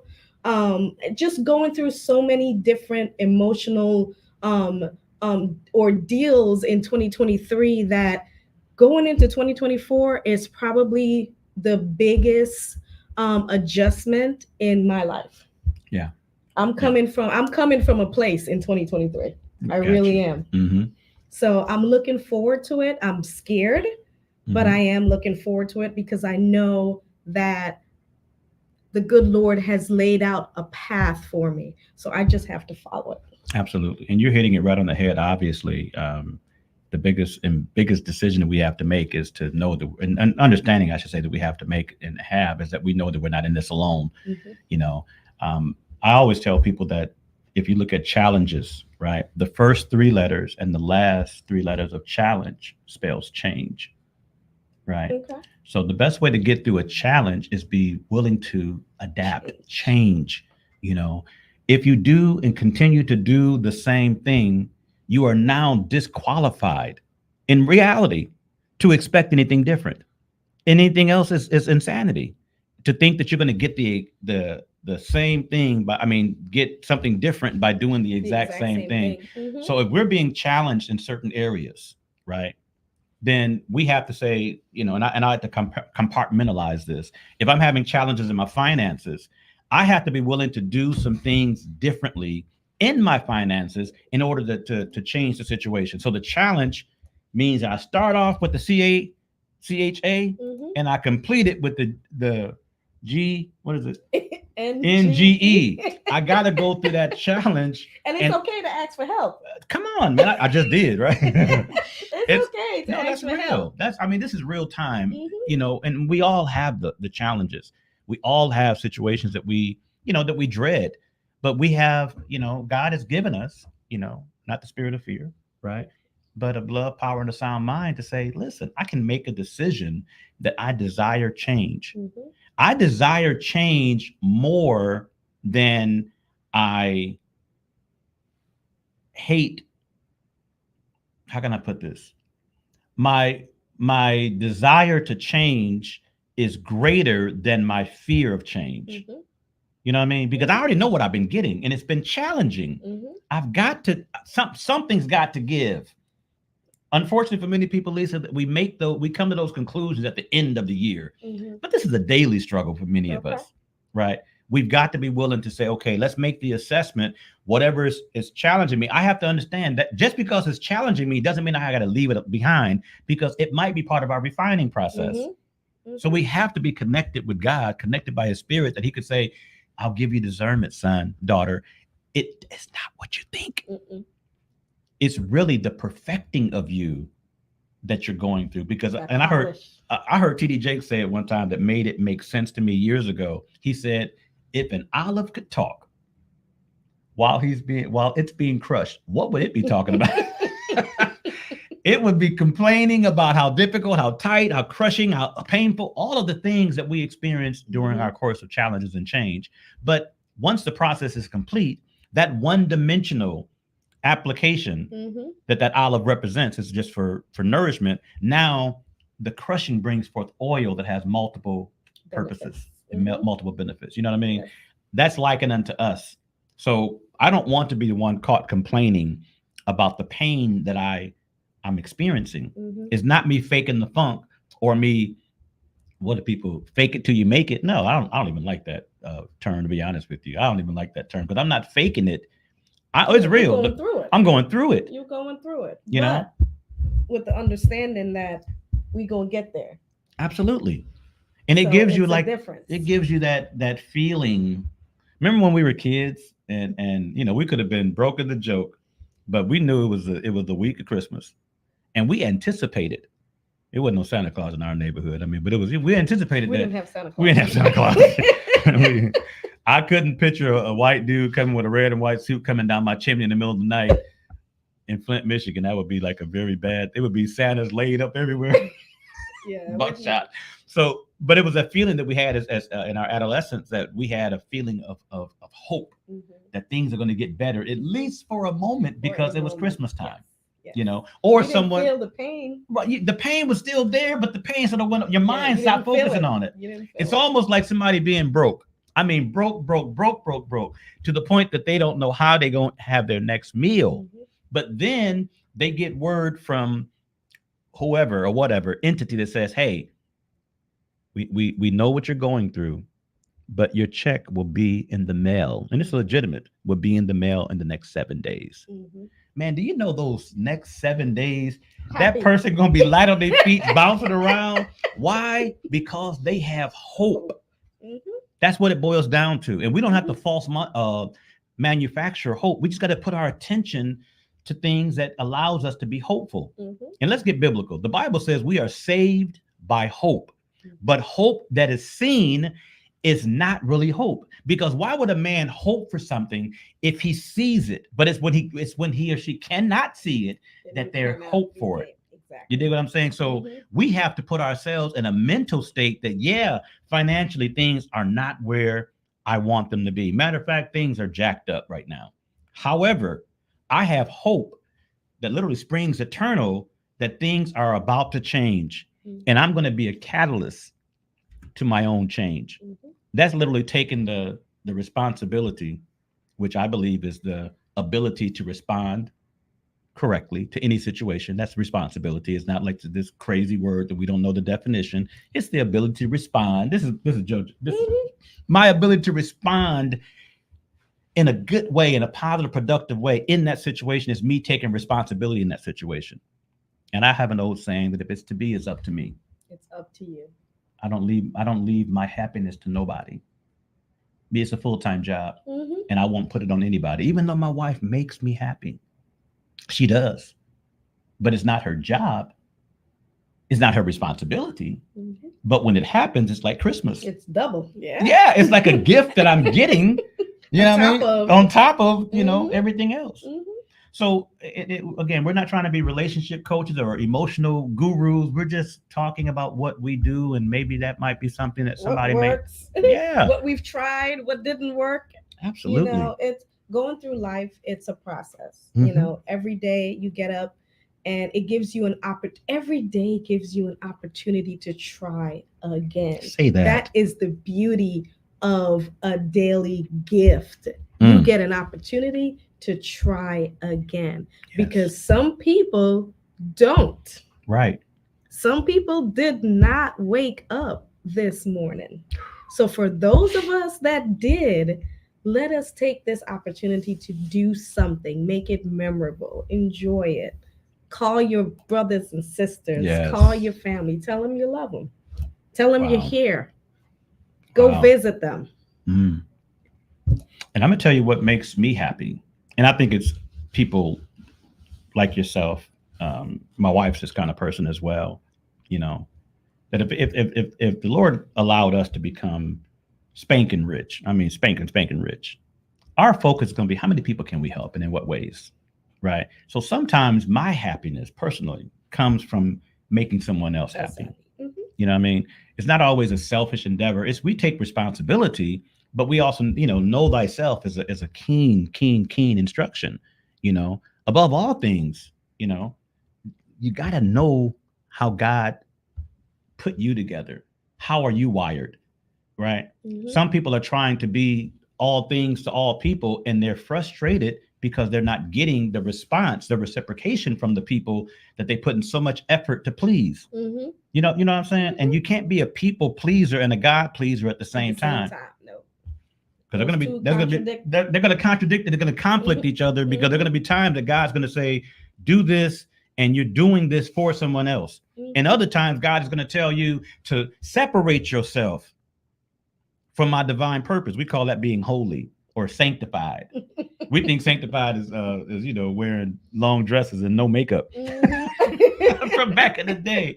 No, sanctification means that we're set aside for God's personal use, And he tells us to sanctify ourselves with the cleansing, the water and the cleansing of the word. And I'm not trying to get biblical all the time, but understand those tenets from the word of God teach us and keep us on point, especially mentally, because there's times, even in our human experience, that we are going to be down. It's like, I can't see no way out of this situation.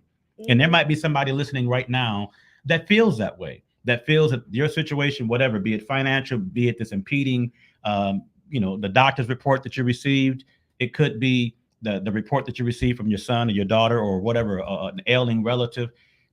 We know that God has the final say so, but we also have to understand that what appears to be a loss may very well be our greatest gain. It just depends on the perspective we choose to look at it.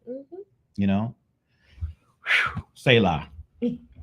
So with all that being said, guys, we're just here to spread love. It's the end of the year. It's December 13th, which means we have basically, 31 days in December? Somebody do the math. How many days we have left in this year? Oh, yeah, 31. So that is less than 20 days left in this year. We were talking with that last week, Malcolm, that if you're starting your year-end review in preparation for what you're going to be doing in the next year, if you start that December, whatever, you're probably 2 or 3 months behind schedule. You should have been doing that more September, October, which is the beginning of the fourth quarter of the fiscal year. You want to make sure that you're doing that because, listen, we mentioned it earlier. You got to be intentional. God is intentional. Ain't that a song? He's intentional. Never failing. I don't sing like that. It says all things are working for my good, right? Y'all know that song. Y'all don't know that song? No. Oh, Lord have mercy. Y'all wouldn't sing it? Did you sing it right? I just didn't sing it good. I sang it right. I wish I had somebody on here that could say all things are working for my good. Because he's intentional. Never failing. Come on, y'all. I'm not a singer, but I'm a. You're going to make me get on. Yeah, we might have to go. We might have to research that. It's a song. Sing it again. I'm going to go to Shazam. I am not going to do that again. I'm Shazam, pick it up. I am literally surprised I did it that much. But the fact of the matter is God is intentional. And we have a God likeness because we were created in his image and after his likeness. So guess what? We too could and should be intentional about everything that we do. We don't do stuff and expect things just to happen by happenstance, So what we're doing even now in our industry, Elisa, we understand that there's a cadence of 90 days. Whatever we do now, it manifests itself in 90 days. Whatever is going on now is a manifestation of what we had been doing 90 days prior. Exactly. So if you're taking the days off and just chilling and not and watching cartoons all day, well, 90 days later, guess what? Your plate's going to be completely empty. You're not going to have anybody to call, no one to follow up with, no appointments. It's just the way it is. But if you're grinding and you're doing books and doing radio shows, I'm not talking about myself. You're making phone calls and you have drip campaigns for 200,000 realtors in Texas. I mean, at some point in time, those seeds are going to manifest themselves. And it sometimes, again, takes 90 days for you to see that. But most people are not visionary like that. They look at the more of the here and now. And it's almost like taking vitamins. I'll take the vitamin because you said it's going to do my body good, but I'll take it like antibiotics. Lord Jesus, I'm terrible with that.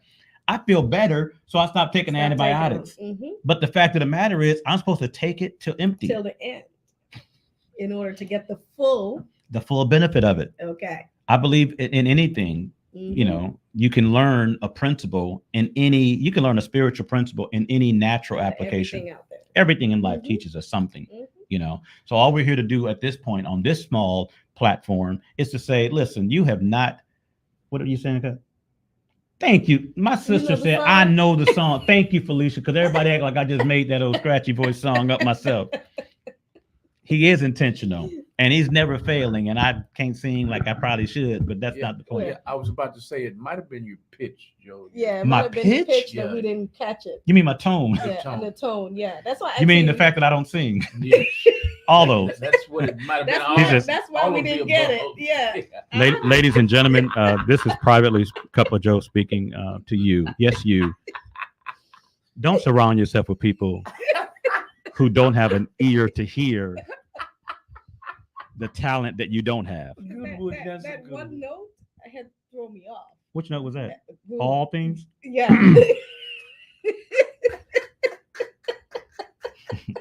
Maybe she can call in and sing it better. Since she... No, it's okay. Now that Now I'm feeling some kind of way.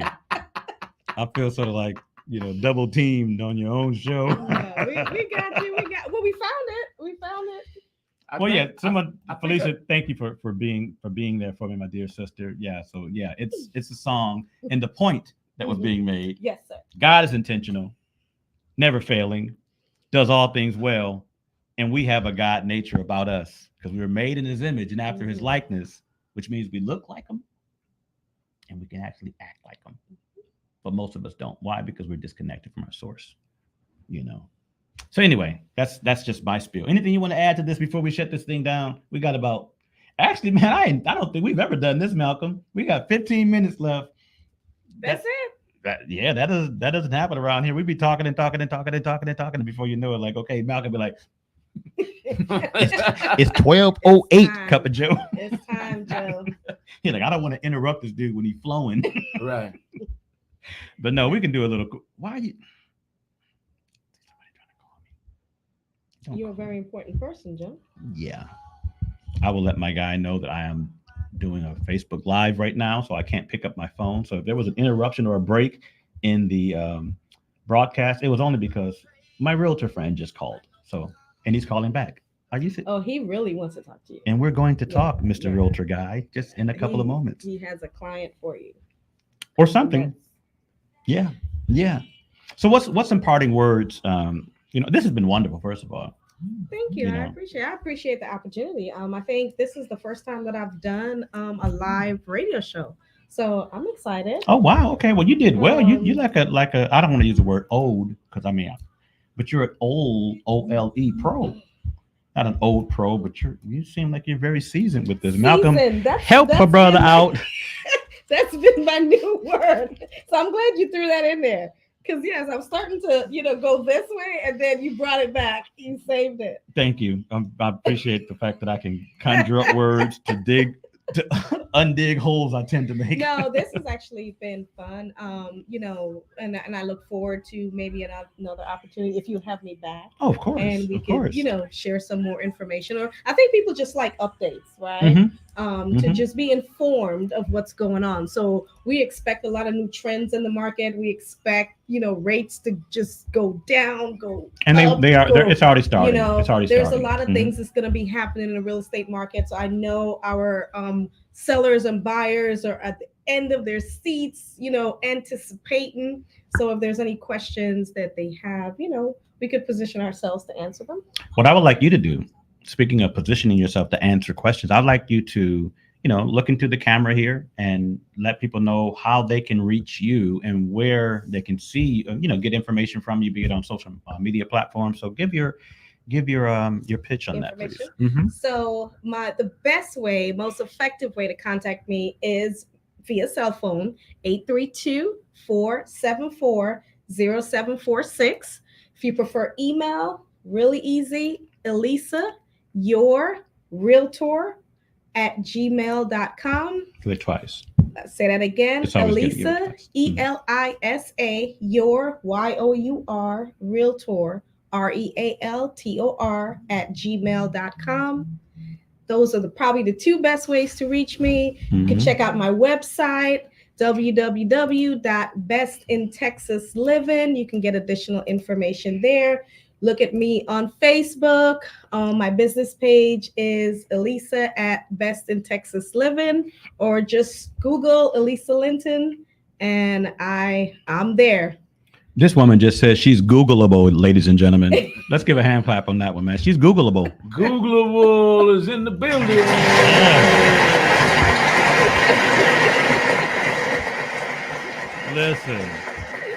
Listen, everyone is not Googleable. Well, I'm gonna tell you, there was a time when I would Google myself and nothing came up. Right. There's another Elisa Linton, a Caucasian lady that was writing books, and I'm like, that's not me. You've got to. But I tell you what, you Google me now, and I'm there. That's what's up. Game changer.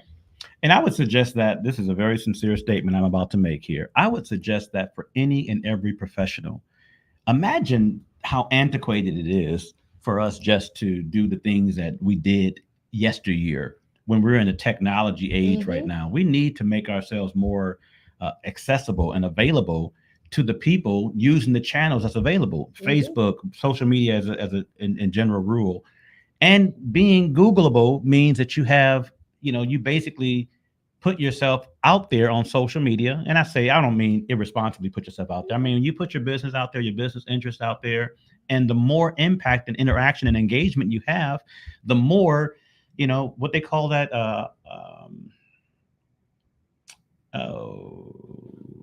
is it SEO? Yeah, search engine optimization. Yes, SEO. And once you understand how SEOs work, then you know that the more you put out there, the more content you put out there, and the more people that view and interact with you in that content, it increases that engagement. So it allows you now to be more visible. So we won't be the good ones. Got to be the needles in the haystack. Exactly. No, we shouldn't be the needles in the haystack. We should be the ones that are the first one that you should pull up should be, Elisa Linton, real estate professional, veteran, veteran owned and operated. 832-474-0746 is her number. That's what we should be. Top of mind. Top of mind.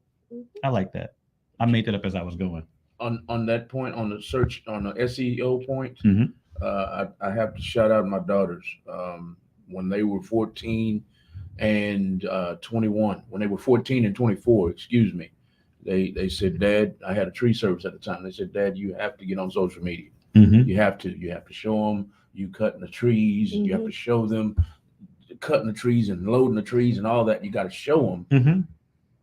So we've been hashtagged here at the station 20,000 times. There's 20,000 parcels of content, pieces of content that you can find on Real Talk. I'm proud of that. Absolutely. I feel like a movie star when I see that number come up. I'm like, wow, I can't wait till that's a million. Well, let me share something with you, man. This is, we talk privately, but I'm going to give you your flowers publicly, right? Because one thing that I notice, and I always, if I'm going to work with someone, I want to see how they're working without me. Yes, sir. You know what I mean? Oh, I'll be watching you. I know,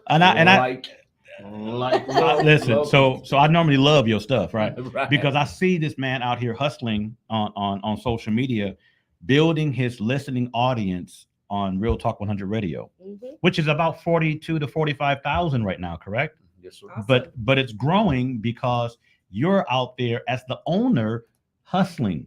Yes. I believe if you're going to be the owner of a thing, be it if you're self-employed or if you have a home-based business, no one who comes in your business should outwork you. You should set the template that this is the template of how we become successful, and no one outworks you, and I see that about you, my man. So I appreciate it. And I do see all the Cup of Joe, grab your coffee. You go, Cup of Joe's 9:45. You better hurry up, grab your coffee. I mean, he's got videos all over the place on Instagram. If I put something up, this dude goes and puts a promotion of it's not just promoting Real Talk 100 Radio, but we piggybacking each other. Yes, sir. So when you promote the Cup of Joe morning show, Yes, sir, it's promoting Real Talk 100 Radio. And I know it's just not me, because you're doing the same thing for every other show. That's the thing that got me. This dude is out here promoting every talk show that's on Real Talk 100 Radio. Yes, And it lets me know. It reminds me of a story. Can I tell a quick story about this very successful young lady? And I'll say her name, because if she hears this back, she's gonna say, yeah, Joe still remembers me. Her name is Katrina Wright. And Katrina had a concert promoting company, right? She was just, I don't know what, I remember when I first met this young lady, she basically, don't let me forget what I was gonna talk about, but she's the type of person that when I first met her, she was very unassuming, very, very friendly. She always had these, what do you call these, photo albums. And you open up the photo album, you would think she got the pictures of her and the kids or whatever at Cedar Point or at the Disney World. No, she got all these celebrities. Her and these celebrities are always in these pictures. I'm like, how did you get a picture with this person, with Frankie Beverly, Quincy Jones? I mean, all these people, right? This was when we were in high school. Well, years later, she got into concert promotion because that was her interest, right? And she asked me to partner with her on this one concert. We were bringing Run DMC and naughty by nature to Flint, Michigan. And the way I got in with her, right, is to the point that I'm sharing with you. The way I got in with her, I was out. I had a promotion going on, right, and she had a promotion going on, and we were going to do the after. I was going to do the after party for her promotion. So when I'm out there lining cars, because back in the day, you go to a club and you line cars, meaning you put the flyer in their window or in their with the windshield wiper, you know. So I'm out there and it's Michigan and it's raining, but it's freezing rain. So I'm out there in the freezing rain, and I ended up pulling up and a limo pulls up, right? From my recollection, I think she was in a limo or something. And then I go over to the limo and she says, "Oh, what you're out here doing, Joe?" I said, "I'm just, promoting the gig." And she said, "Let me see what you got." And then when I opened my hands up, I had her flyers. Not my flyers for my show. There you go. I had her flyers. Good. And after that, she was like, "Listen," she had a company called Renzo and Associates at the time. Yes. Big time concert promotion. And I became her main guy. Why? Because she saw that I'm out there working for her. Putting in the work. But then when she looked up and she said, not only was I putting in the work for myself, I was putting in the work for her. So to that end, give me a hand clap for Mr. Malcolm in the Middle Action Jackson. Hand clap for myself, y'all, early in the morning.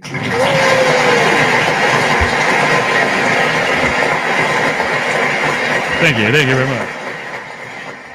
And while you're at it, why don't you get a little bullhorn for you, so a little air horn too.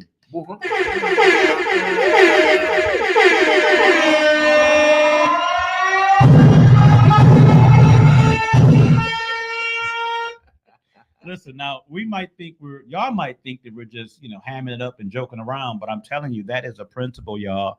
When people see how hard you're working, and you're not just selfishly working for yourself, you're working to promote their interests, it endears them to you, and it makes them want to reciprocate and do what? And promote your interest. Thank you. Why did I give you a track that has Real Talk 100 Radio that I heard played back on another show, and they liked it? They loved it. Right? You saw them. I saw them bouncing. It was in here to get their gig on. Yes. So that's how this whole thing works. I believe that we're stronger together in any endeavor. We're just stronger together. So exactly. I give you a dap, Miss Elisa, because that's how the West was won, y'all. Yes, sir. That's how we get from where we are to where we want to be and need to be. We collaborate, but not just collaborating. We're actually helping each other out to do what the other one's best interest is. That's right. And it endears us to other people, man. I'm telling you, that's how it works, y'all. That's what I was taught, and that's what I stick to. I always, I'm a sports fanatic. So I watch people like, Tom Brady. I always mention him because a lot of people say he's not the greatest. Okay, he might not be, but I watched this man. Hard to argue. I watched this man get offered millions and millions of dollars, and he would tell the staff, "Hey, look, I'm nothing without them guys in front of me. So cut off 20 million of that. Exactly. And give it to them." Come on, bro. And I watch people like that, and I'm like, 20 million? Wow. Yeah. I mean, that's real a talk. lot of money. But I understand where he's coming from. I can't be great on my back the whole game. Right. So pay these guys. Exactly. And they'll be endeared to me and the organization. Especially that left tackle and that right tackle who protects my blind spots. That's right. That's right. I love that about Tom Brady. You're right about it. He could have been the highest paid player for the majority of his seasons even when he was with New England. Yes, right? Yes, sir. But he chose to say, "Hey, I'll take less so we can build a team around me," and that's how they kept winning. That's how they kept winning. Exactly. Instead of these guys, I want 108. The guy that just got paid 700 million. Come on, dude. Yeah. Spread that around your team. And now they're going to look at you like you're the prima donna, and they might not play as hard. Elisa, do you know what we're talking about? No. $700 million. Well, I will say this about him, though. He's good. He's a pitcher. Not only is he good, he's doing something that nobody has done since Babe Ruth. You've heard that name, Babe Ruth, I know right? Babe Ruth. He's a all-star caliber pitcher, and at the same time, an all-star caliber at a batter. So Wow. he's batting in the same games he's pitching, which a lot of batters, I mean, a lot of pitchers do, but normally that's why we call it. We get the word pinch hit, right? Because you're going in and as opposed to this person batting, I'm going to pinch hit for him because he's not a batter, he's a pitcher. But they got this guy who's one of the best in the world at pitching and the best in the world at batting. Wow. So I'm not mad at him for getting 700 million, but to your point, I want to see how that works out in the future as far as the team success, because he's impacting winning obviously from both sides of it. That's why I understand he's got that crazy contract. Who gets almost $1 billion? That's crazy. I am astonished. I'm just like, wow, that's a lot of money. But in a lot of locker rooms, that breeds cancer. Because I believe that, because you're the prima donna, or you're getting all this money and this, that, and the other. Well, I'm just making a measly whatever I'm making. 200 million, but 200 million, Ooh, that's a measly 200 million. But you know. No, I got you, no doubt. Yeah. You know, it would endear the team to him if he said, you know what, owner, I appreciate it. I want to be the highest paid, but I also want to win. And that, I liken that to a meme I saw on Facebook. It says, would you rather win 10 championships and have only 50 million, or win no championships and have 300 million or whatever? That's when Gilbert Arenas was talking about that. I think it was Gilbert. That. I think he said that. So we're coming down to a close to the we're getting on sports now, and me and you can go all day on that. I'm sorry, Lisa. So I got to cut us off on that. But Miss Elisa, I know you've already summarized what you do. Is there anything Cup of Joe left out about you and your business that you want our panel to know and our listening audience to know? No, I'm here. Like I said, I do this full time. If you have any questions for you or a loved one, I definitely enjoy referrals, and I take care of all of my clients like family.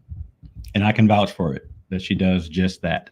So, she's right here in the Woodlands, Texas area, y'all. Her website is on the screen. If you're watching the replay of the Cup of Joe Morning Show, her website is right there under your nose, www.bestintexasliving.com. She's located right here in the Woodlands, Texas. That is her phone number and her real estate company, Realtor Compass Real Estate in the Woodlands, Texas. There's her phone number and her email. Y'all give her a call, y'all, right here in Woodlands, especially if you're right here. She works on the north side. On the north side. Don't have her come to that south side. She don't like that. No. But I got representation down there. So still call me, and I'll make sure to partner you with the right person. And may I selfishly give my number, because I haven't done it all week, last week either, because again, I am in the capacity of helping to start the process by getting you the pre-approval that you can visit with Miss Elisa and find the real property, the home of your choice, or certainly the home of your dream, however you categorize it. But we want to make sure that we're doing it the right way, and pre-approval prior to shopping is the right way. So with that being said, I am Cup of Joe. They call me Cup of Joe the Mortgage Pro in some instances, but today I'm just Cup of Joe. Anyway, my phone number is 832-714-1003. And this is serious because we want you to do it the right way. Get pre-approved and then connect with the realtor. So that number again is 832-714-1003.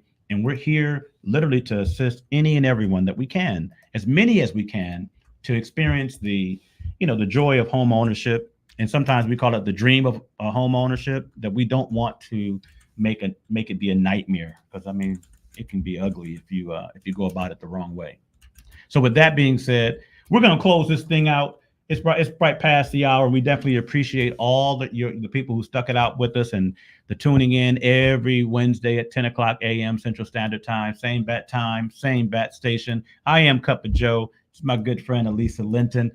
You've heard from the best here, guys. Malcolm Action Jackson, we appreciate you, man. Let's bounce that track and let's close this thing out, my friend. Yes, sir. We will see y'all next week on the Cup of Joe Morning Show every Wednesday morning from 10 a.m. to 12 noon. The Cup of Joe Morning Show. Cup of Joe. Cup of Joe. Say Cup of Joe. Cup of Joe. All day long. That's like our subliminal. Cup of Joe. Call any mortgage person of your choice. Cup of Joe. They're here for you. Cup of Joe. They'll do right by you. Cup of Joe. Cup of Joe. There you have it, y'all. Let's go. If you're interested in any of the topics on the flyer at the bottom of the screen, this is the show for you. This has been another edition of the Cup of Joe Morning Show on Real Talk 100 Radio. We will see y'all next Wednesday. Let's bounce it. Thank you, y'all. Cup of Joe Morning Show. Hey. Cup of Joe Morning Show.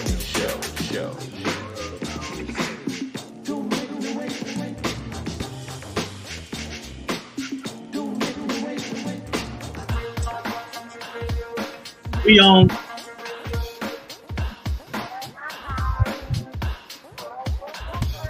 Cup of Joe Morning Show.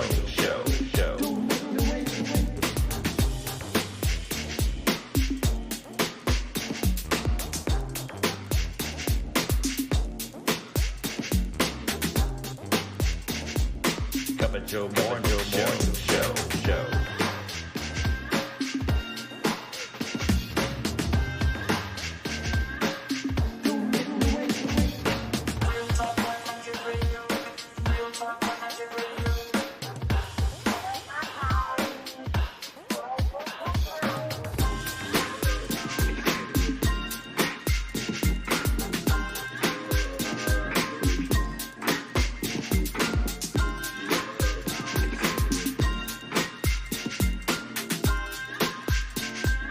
Cup of Joe Morning Show.